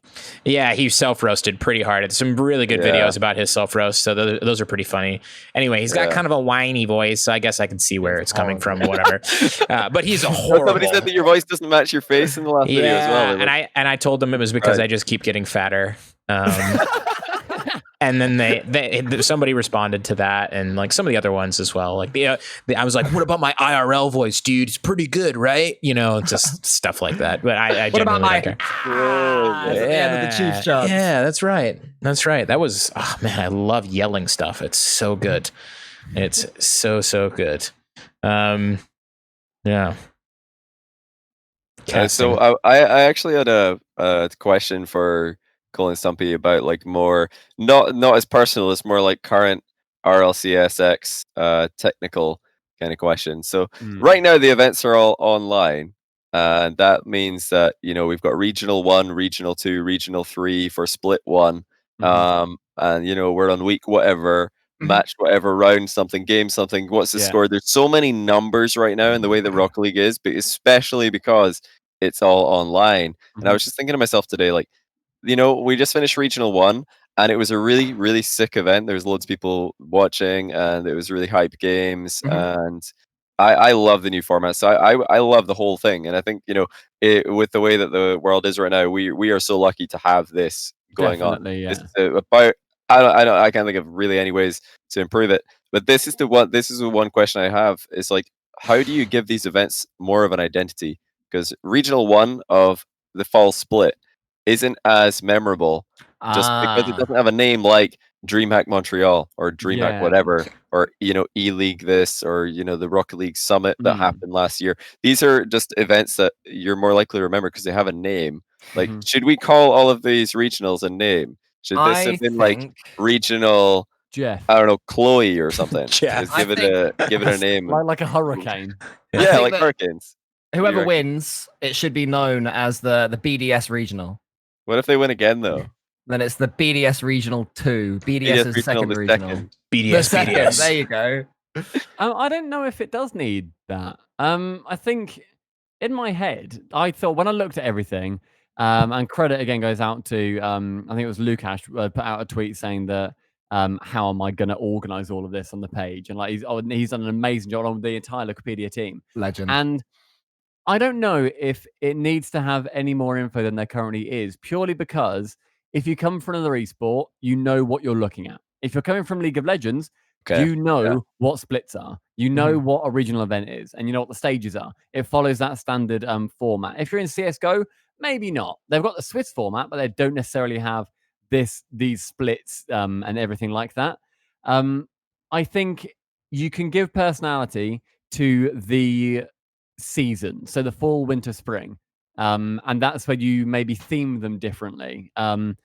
Where like the UI and stuff, do you mean? Yeah, like maybe you change the UI like going forward into winter only a little bit, just make it so when you're looking back at a VOD or something, people aren't looking at the same thing like over and over again, and they're not just looking at when you're looking at one match, you can immediately tell, oh, this was the winter one, or this was the spring one, or whatever it ends up being.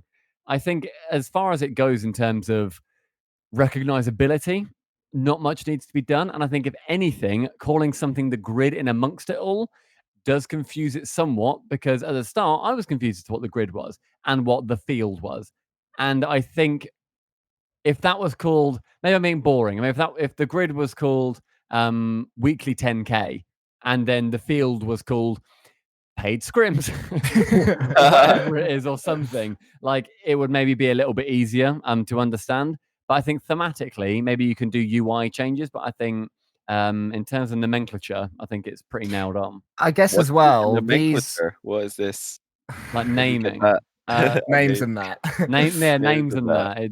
Names and that. It's a very good nomenclature. I've dropped that grenade. That's like something I'd expect Gregan to say, and then grin and start looking around. I guess as well, people notice. The regionals are always going to be ones for the absolute hardcore, and then the LANs are the ones that everyone watches, which is the same in every esport, right? Like, I like CSGO. If there's a major final, I'll watch it, but I've got no idea how Astralis got to this point. You know, I haven't followed every single game they've had in the Swiss, and indeed the teams that have made it to the legend status, whatever it's called. I don't know how they've done it. I haven't looked at the equivalent of CSGO's regional event 1. That is one for the people that sort of go on the Rocket League Esports subreddit and watch your streams, guys, and all that stuff. So when we get eventually to the full major, if that then is called, obviously this one probably won't be a LAN unless something crazy happens in the world. But let's say this major is in Katowice. If it's the Katowice Major 2020, then suddenly it does have that identity. And it's the majors that are the things that will need that identity. So I think we're safe for the LANs, and then the regionals sort of blend in by design a bit more. I think we're clinging on to these regionals because they're new and exciting for us, you know, for everyone in the Rocket League Esports world. But yeah, it's the LANs that are going to sort of draw in new viewers. And when you think back, do you know what I mean? I can't remember the league play before season 5. I just remember that Dignitas were there. Somehow. That's why I think this new format is better, is it's more memorable, but there's potential. Like, I mean, a regional could be a LAN, you know, like this could have been a LAN. Oh yeah, if there's any plans in the future to make, you know? I don't know if there is, you know, plans, because obviously right now everything's online for coronavirus. That's all like we're really thinking about. You know, for this split and probably the next one. I don't know how long it's going to go on for, but yeah, when I think that's the one thing that is maybe lacking. It might get a bit much for casual viewers. I don't really know. I think you're right. I think we could like just tag a very simple name on each one, because the other ones, they have the identity that they often have is like the city or the location in which like the event took place. Like, does League do their regional events in person? The same equivalent? Do they do LANs for that? They have a League play still, don't they? Yeah, they do. Yeah, they do. Yeah, I just meant all I knew is that the term split. I just knew that. They have a 2-split League play. I think you're right. I think it could use just a little bit of identity because we have a lot of numbers right now. We have a week 1 of like so many things and whatever. But I think if it was like I said, as part of in a city or in like a certain country, then that's like such an easy thing to tie it onto. Like Johnny, your example was DreamHack Montreal. Like, it's such an easy thing to tie it onto. It says the TO and it says where it is, and if it's 2019, you know when it was. And so I think in the ideal world, if we just pretend that we're in a city, then what's wrong with like saying, okay, this is the Madrid regional, and then you just have a bunch of pictures of Madrid, even though we're all online. Just have a bunch put them in the background. You know, let's cast it in Spanish again. Pictures of buildings and flyovers and like people walking on street somewhere. You're like, yeah, no, look at that, we're in Madrid, but we're actually online. They wouldn't know, you know. We have like a 240p like webcam feed of like a street in Madrid. Let's make it. I want a Glasgow one as well. We could have a Glasgow. I'll go to get the footage. Just I'll go get some nice B-roll for the Glasgow regional event. It would be brilliant. You know, I'll get some really authentic. What about each caster's house? Region footage.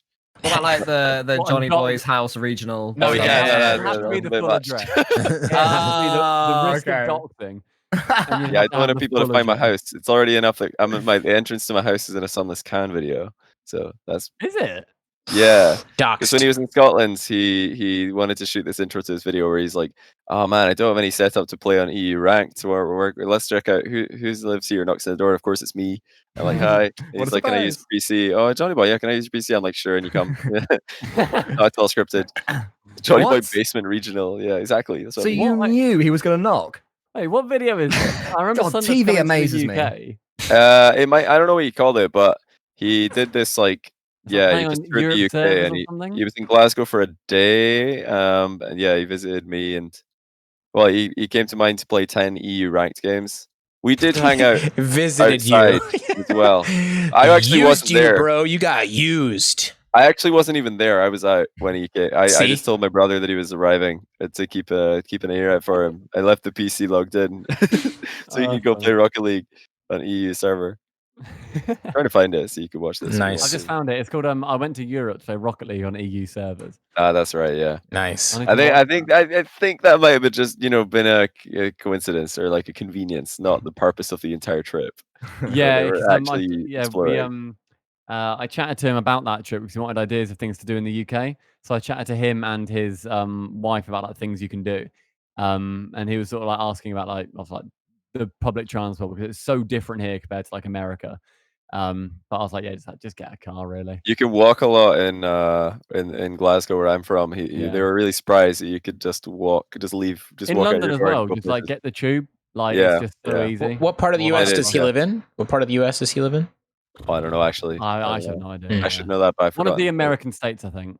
Yeah, one of them. What? Yeah. Yeah. Here, idea by the way on the previous like naming of all these online regionals. We don't even have to because we've got the full potential of any location in the world. We could just be like yeah, this is the Andromeda Galaxy regional. We're not even like in the Milky Way anymore. Just like somewhere completely I know. different. The Hello, everybody. Antarctica regional.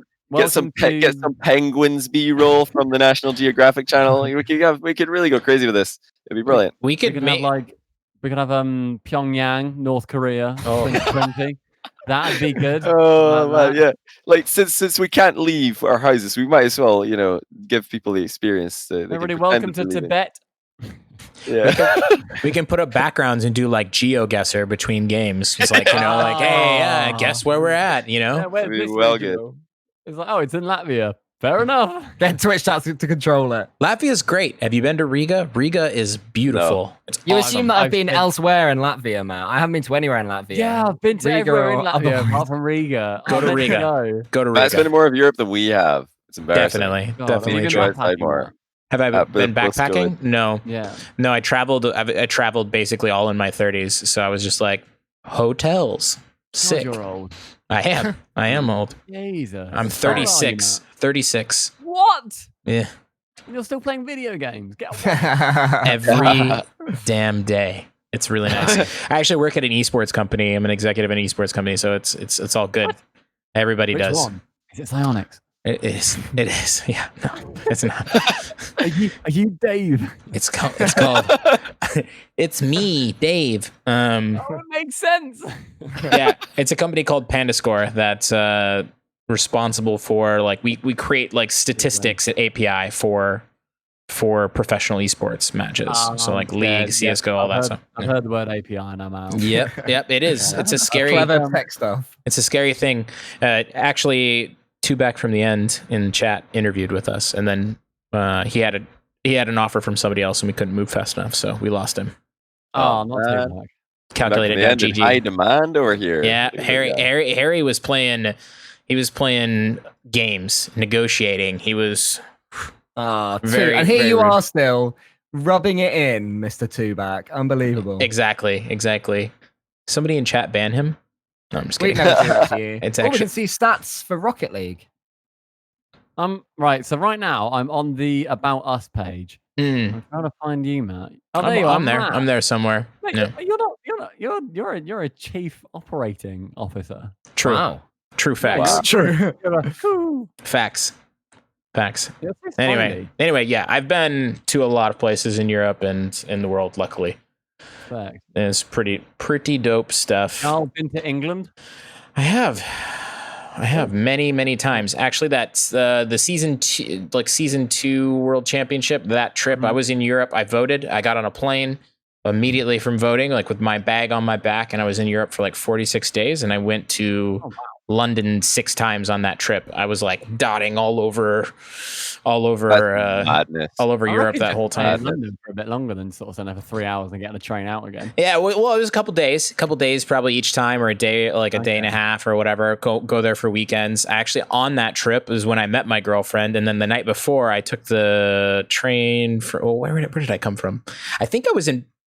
No, I wasn't in Paris. I was in London, actually. So I was in London and I went to Edinburgh, I think, for like a night with Marky. And then I went with Marky to meet up with Cux and Greasy at Johnny's place in Glasgow for the season 2 boot camp. For their boot camp before season 2. Did you come to season 2 land? I did, actually. So that's where I got my. You can see him running on stage in the B-roll. Yeah, I hear the Marky Doodah chant. Yeah, of course. And I was going to say that me and Johnny actually sort of weaponized chanting at that event because it was so quiet. So we went up in the front rows for their semifinal versus Mocket. No, not Mocket.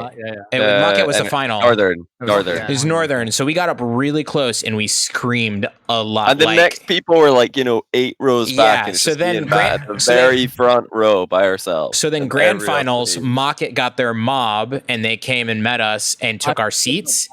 And so we sat in front of them. Oh wait, yeah, we sat in the second to front row, so they maybe thought that the front row was off limits. So they took that second to front row, realizing, wow, that was a really big power move by those guys for the flip side fans in the semi-final or the winner loser final. So they went and took that, and then we just sat in front of them in the very front row. It was like hey, Mocket. It was like Chaser, me, you, and then I can't remember Quinn. Yeah.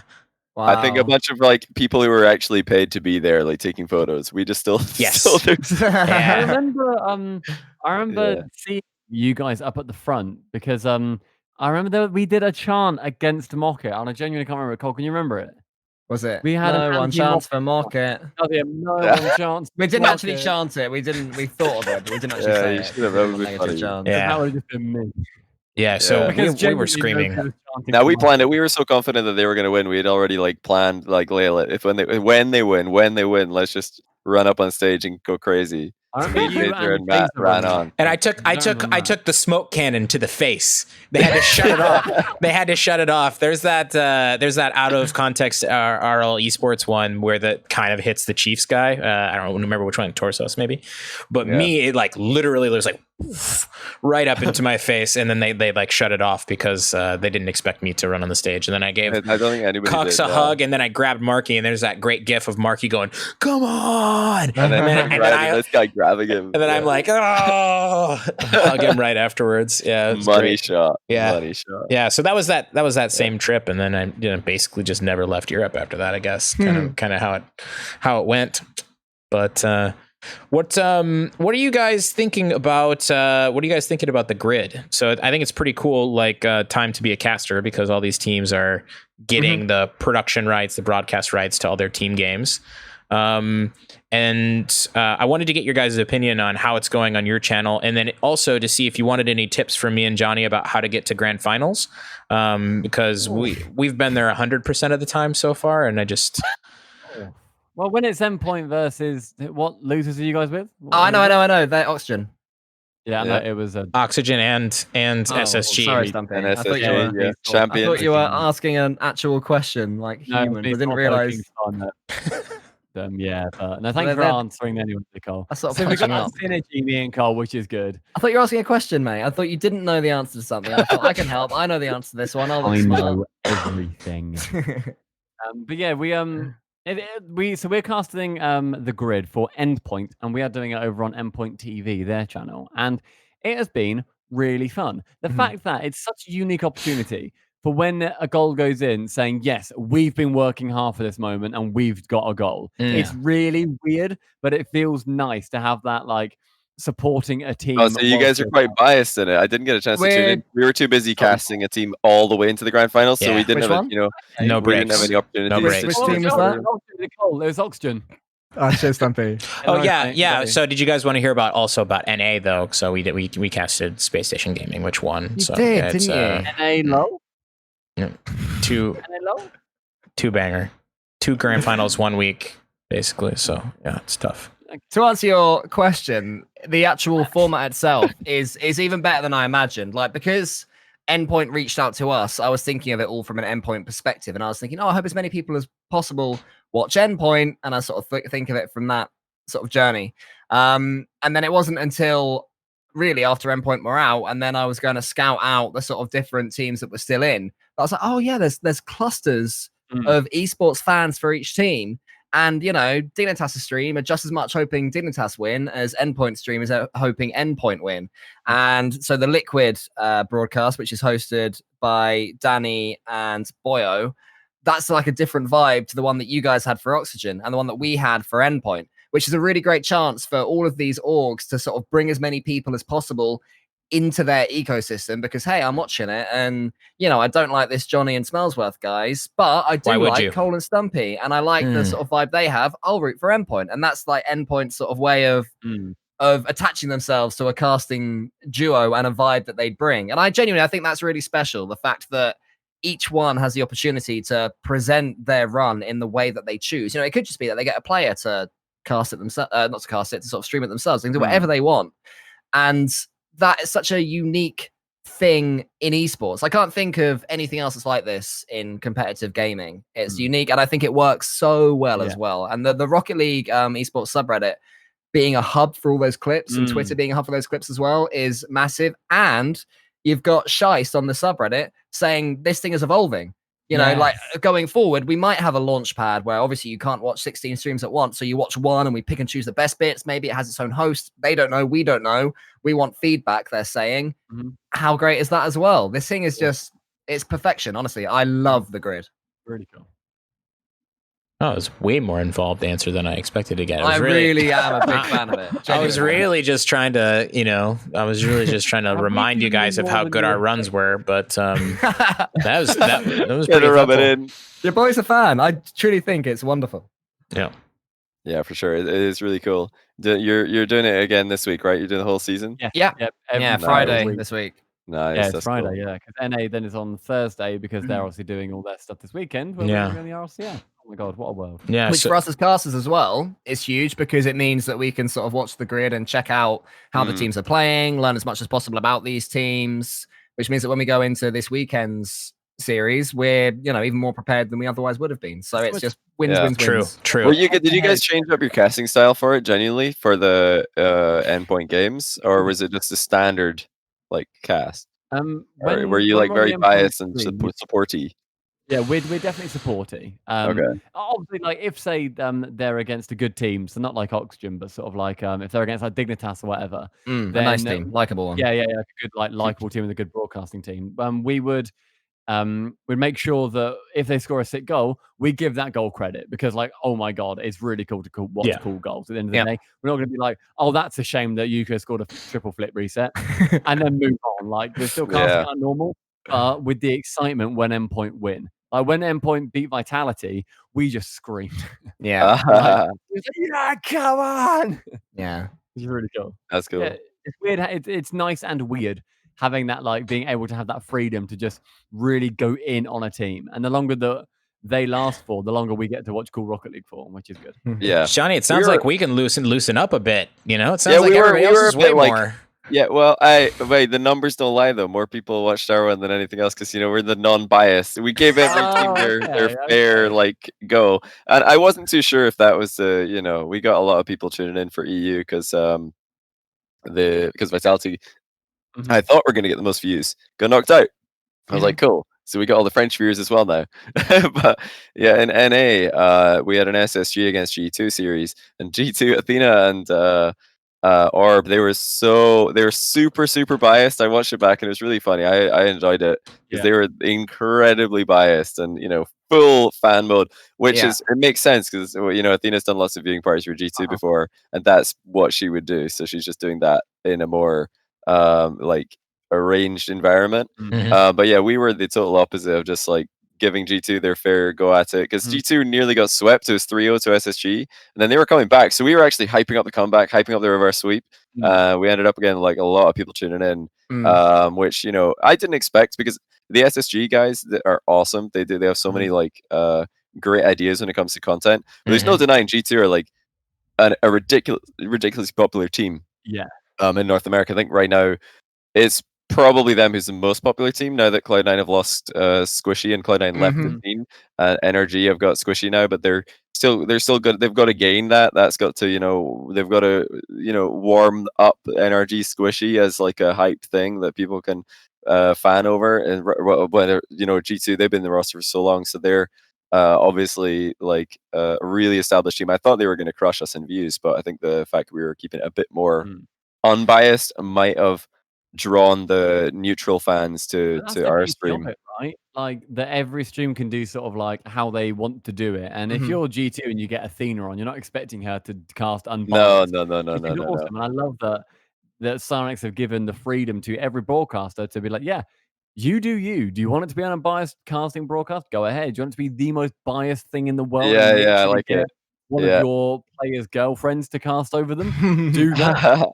Yeah, totally. I 100% agree. But yeah, I think we did okay with our style, because I think it was good for us to practice, because me and Matt haven't casted together as much as you guys have. So I was like, let's just practice some actual casting and see what we can do here. I think it was a really good time. Yeah. Matt did pretty well to stay up like till ridiculous o'clock in the morning after waking up early for an actual job as well. So props to you for that. It was pretty. My casting at the end was horrible. I would just like stop mid sentence, and then I would be like, and then Johnny would just start take over. It was like, I think 5 when we got done or whatever. My poor girlfriend, because we're in a studio, so she was going on a trip the next day, and I texted her when I finally woke up, and I was like, did I keep you awake? She's like, yes. And I'm pretty sure the neighbors too. Oh no. Oh no.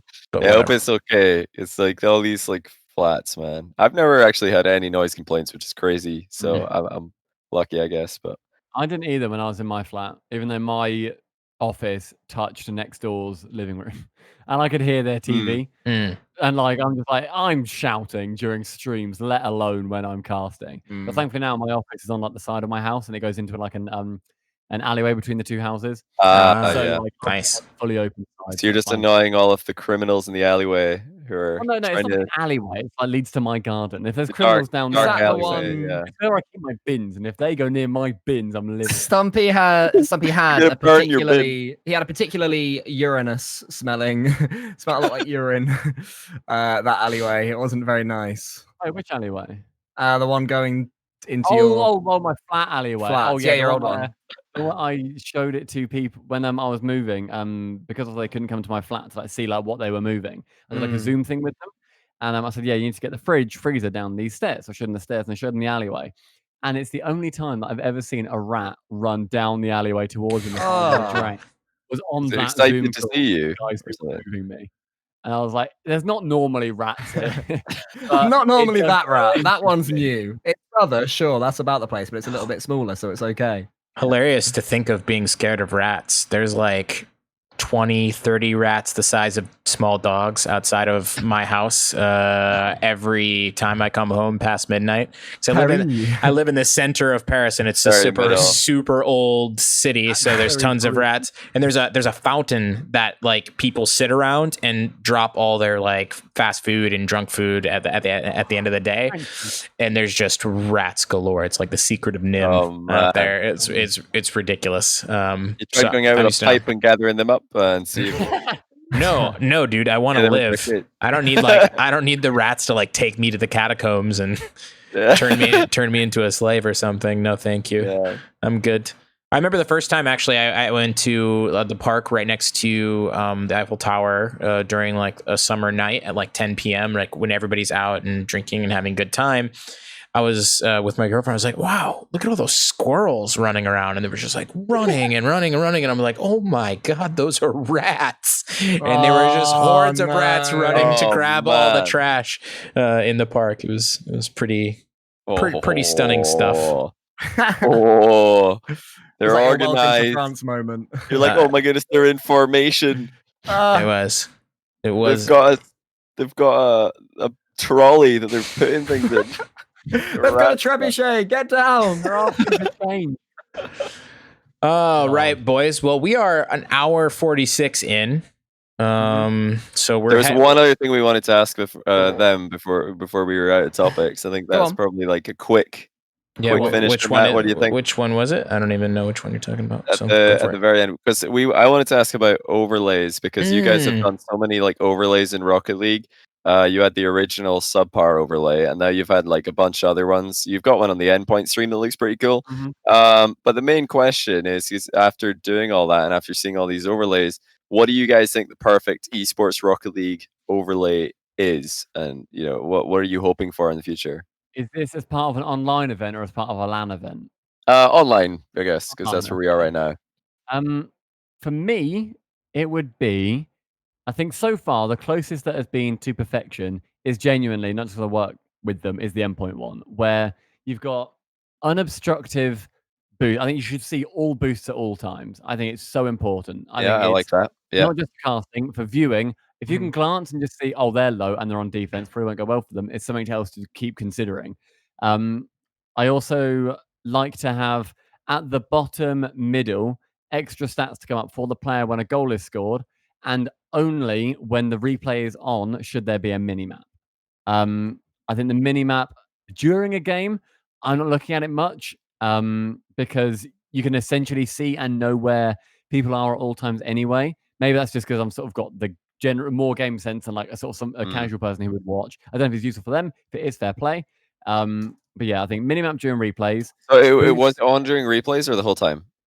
On the endpoint stream, it's on the entire time. I see. Okay. For me personally, it would only be on during replays.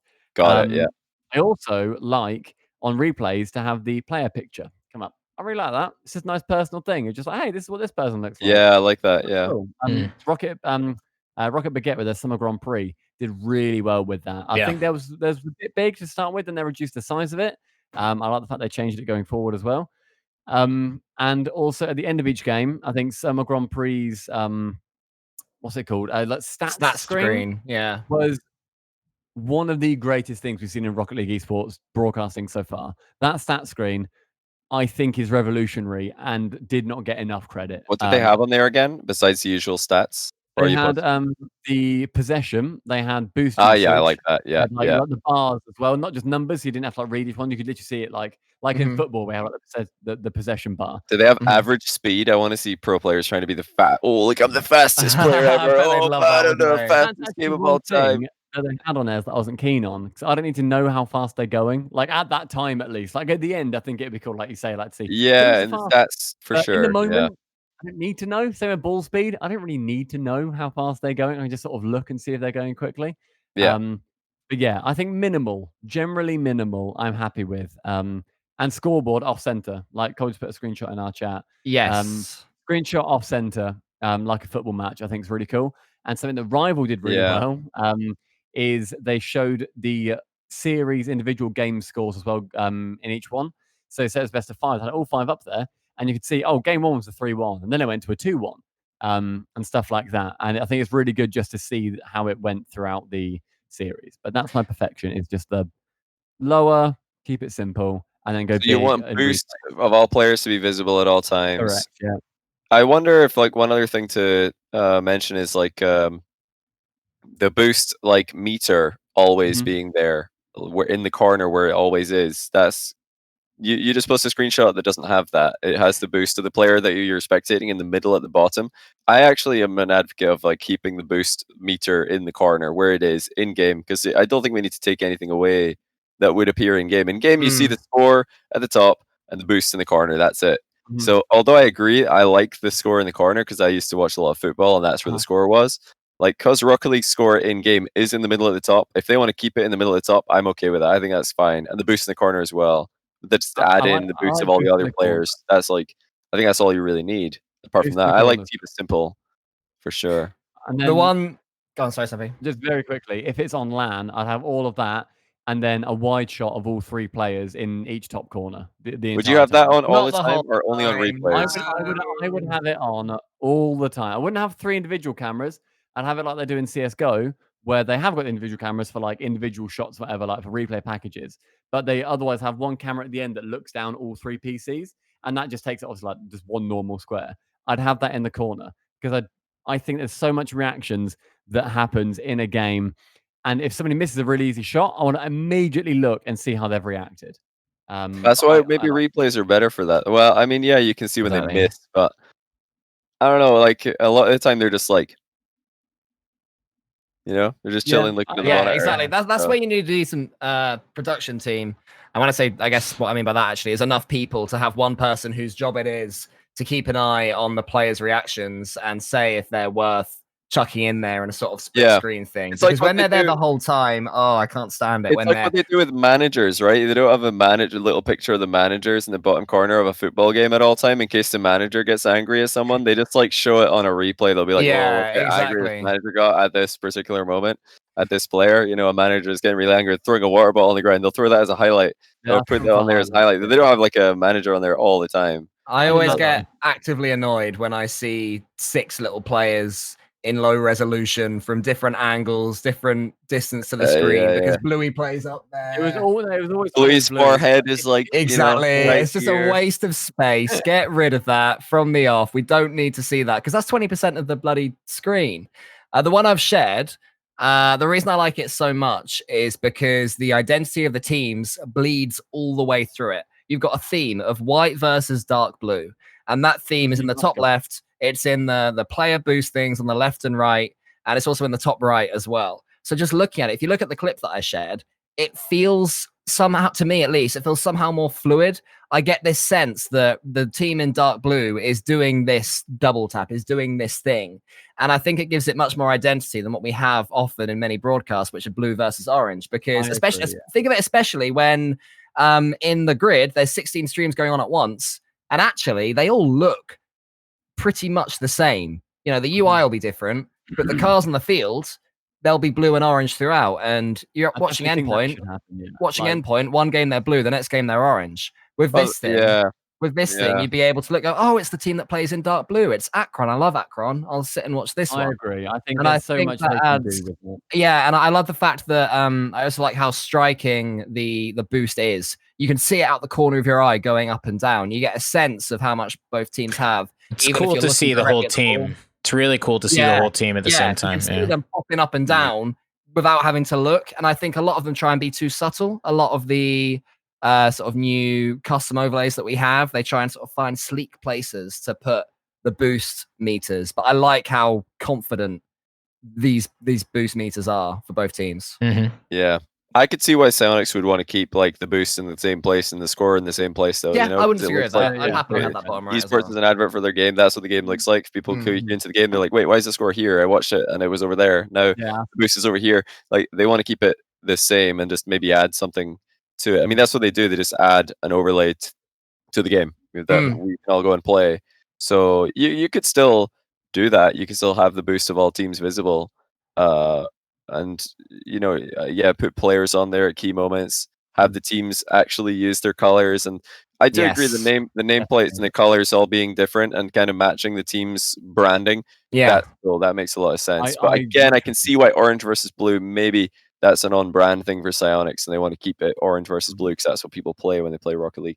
I don't know. I'm not really. I think that's a good thing that it does feel different to my games, though. If I'm watching Dignitas Oxygen in the final, and I mean, we're getting into a different topic here because we're getting onto the sort of topic of having a Dignitas logo on the field and a little logo in front of the goals and all that sort of cool stuff that people have wanted for a while. Yeah. But I think the fact that it does look different, I personally, I'm not saying this as a Psyonix person, I'm saying this as a viewery person.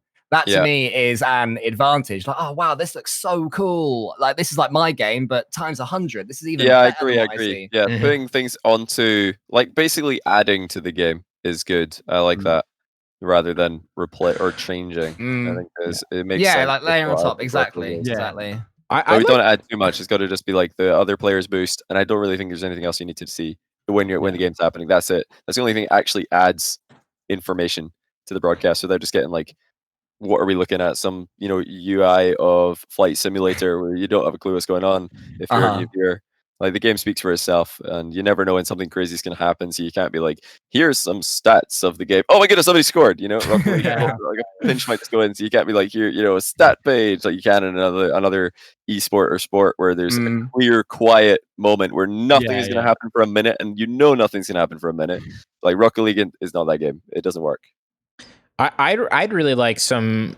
I don't need more stats or anything like that. I think that I'd like to see more, I don't know, like, I guess like comedy or showmanship involved in like the overlays as like something happens, a goal scores, whatever. I went to the Berlin CSGO major, the Star Ladder major in 2019, and they did this hilarious thing where somebody would like get killed, and then there would be like this zoom in, like a 3-level zoom in on the counter terrorist face where he's just like this. Like after he got killed, and was so funny, and like the whole crowd laughed, and just like more stuff like that to give the broadcast more character is actually what I'm interested in. Like I'm definitely down with like with a pretty minimalist setup. I do like this the triple boost though. I think that's really interesting because you can just see which people are like down low for like the whole time, and which are like hogging all the boost on their team. This one I've shared is the only one I've seen where I don't have to glance over to see it. I'm always aware. I think because the colors are so bold. That's fair. So this to me is the peak of that. See, yeah. Did you put that in chat so people can look at what we were? Yes, sorry, I shared the link in Reddit. As part of the community takeover, it was the Northwood versus Akron. I'll link it again. Obviously very different colors, which is awesome. So that works really well. Absolutely. Any other parting words from you lads? Anything you'd like to leave this wonderful audience with? Be good. Be good and sleep well. True. Facts. Follow at Matt Ellsworth on Twitter and Smellsworthless on Twitch. Bang. And follow SubParbutinHD on Twitch. You remembered our butt. Hey, our collective butt. And Stumpy Goblin and Emil Cole 93. Emily Cole. What a girl. It's a guy's name. It's a very and name. Follow Johnny's nose. Wherever it goes. The shadow of it, that is. Hey, it's so spoiling. And I'm gonna go stand underneath a hose. That's my plan. Yeah, it's a good idea. I take ice cold showers now. I don't even turn on the hot water knob in my shower. It does not get any use anymore. It's we're in the hot season now. So okay, boys. Well, I'm just gonna do a little outro here with the stream and hog all the ending for myself. Thank you very much for coming on. It's very, very good. Thank you to Stumpy for having life outside of Rocket League, because of that I am going to get to cast RLCS X this weekend. Yeah. Oh, is that this weekend? Yeah. I actually don't know who I'm getting paired with. I said to them, hey, if you paired me with Marky, that'd be pretty cool. Please don't pair me with Cole. That's fine. Everyone says that. No, actually, it's still a crapshoot. I actually said Cole or Marky would be cool. Everybody else don't like them. No, I didn't say that either. But I didn't really tell him much. I just said, hey, I've got experience with Marky. That's basically all I told him. But nice. There's a chance, Cole, that we will. I'm hoping. I would love that.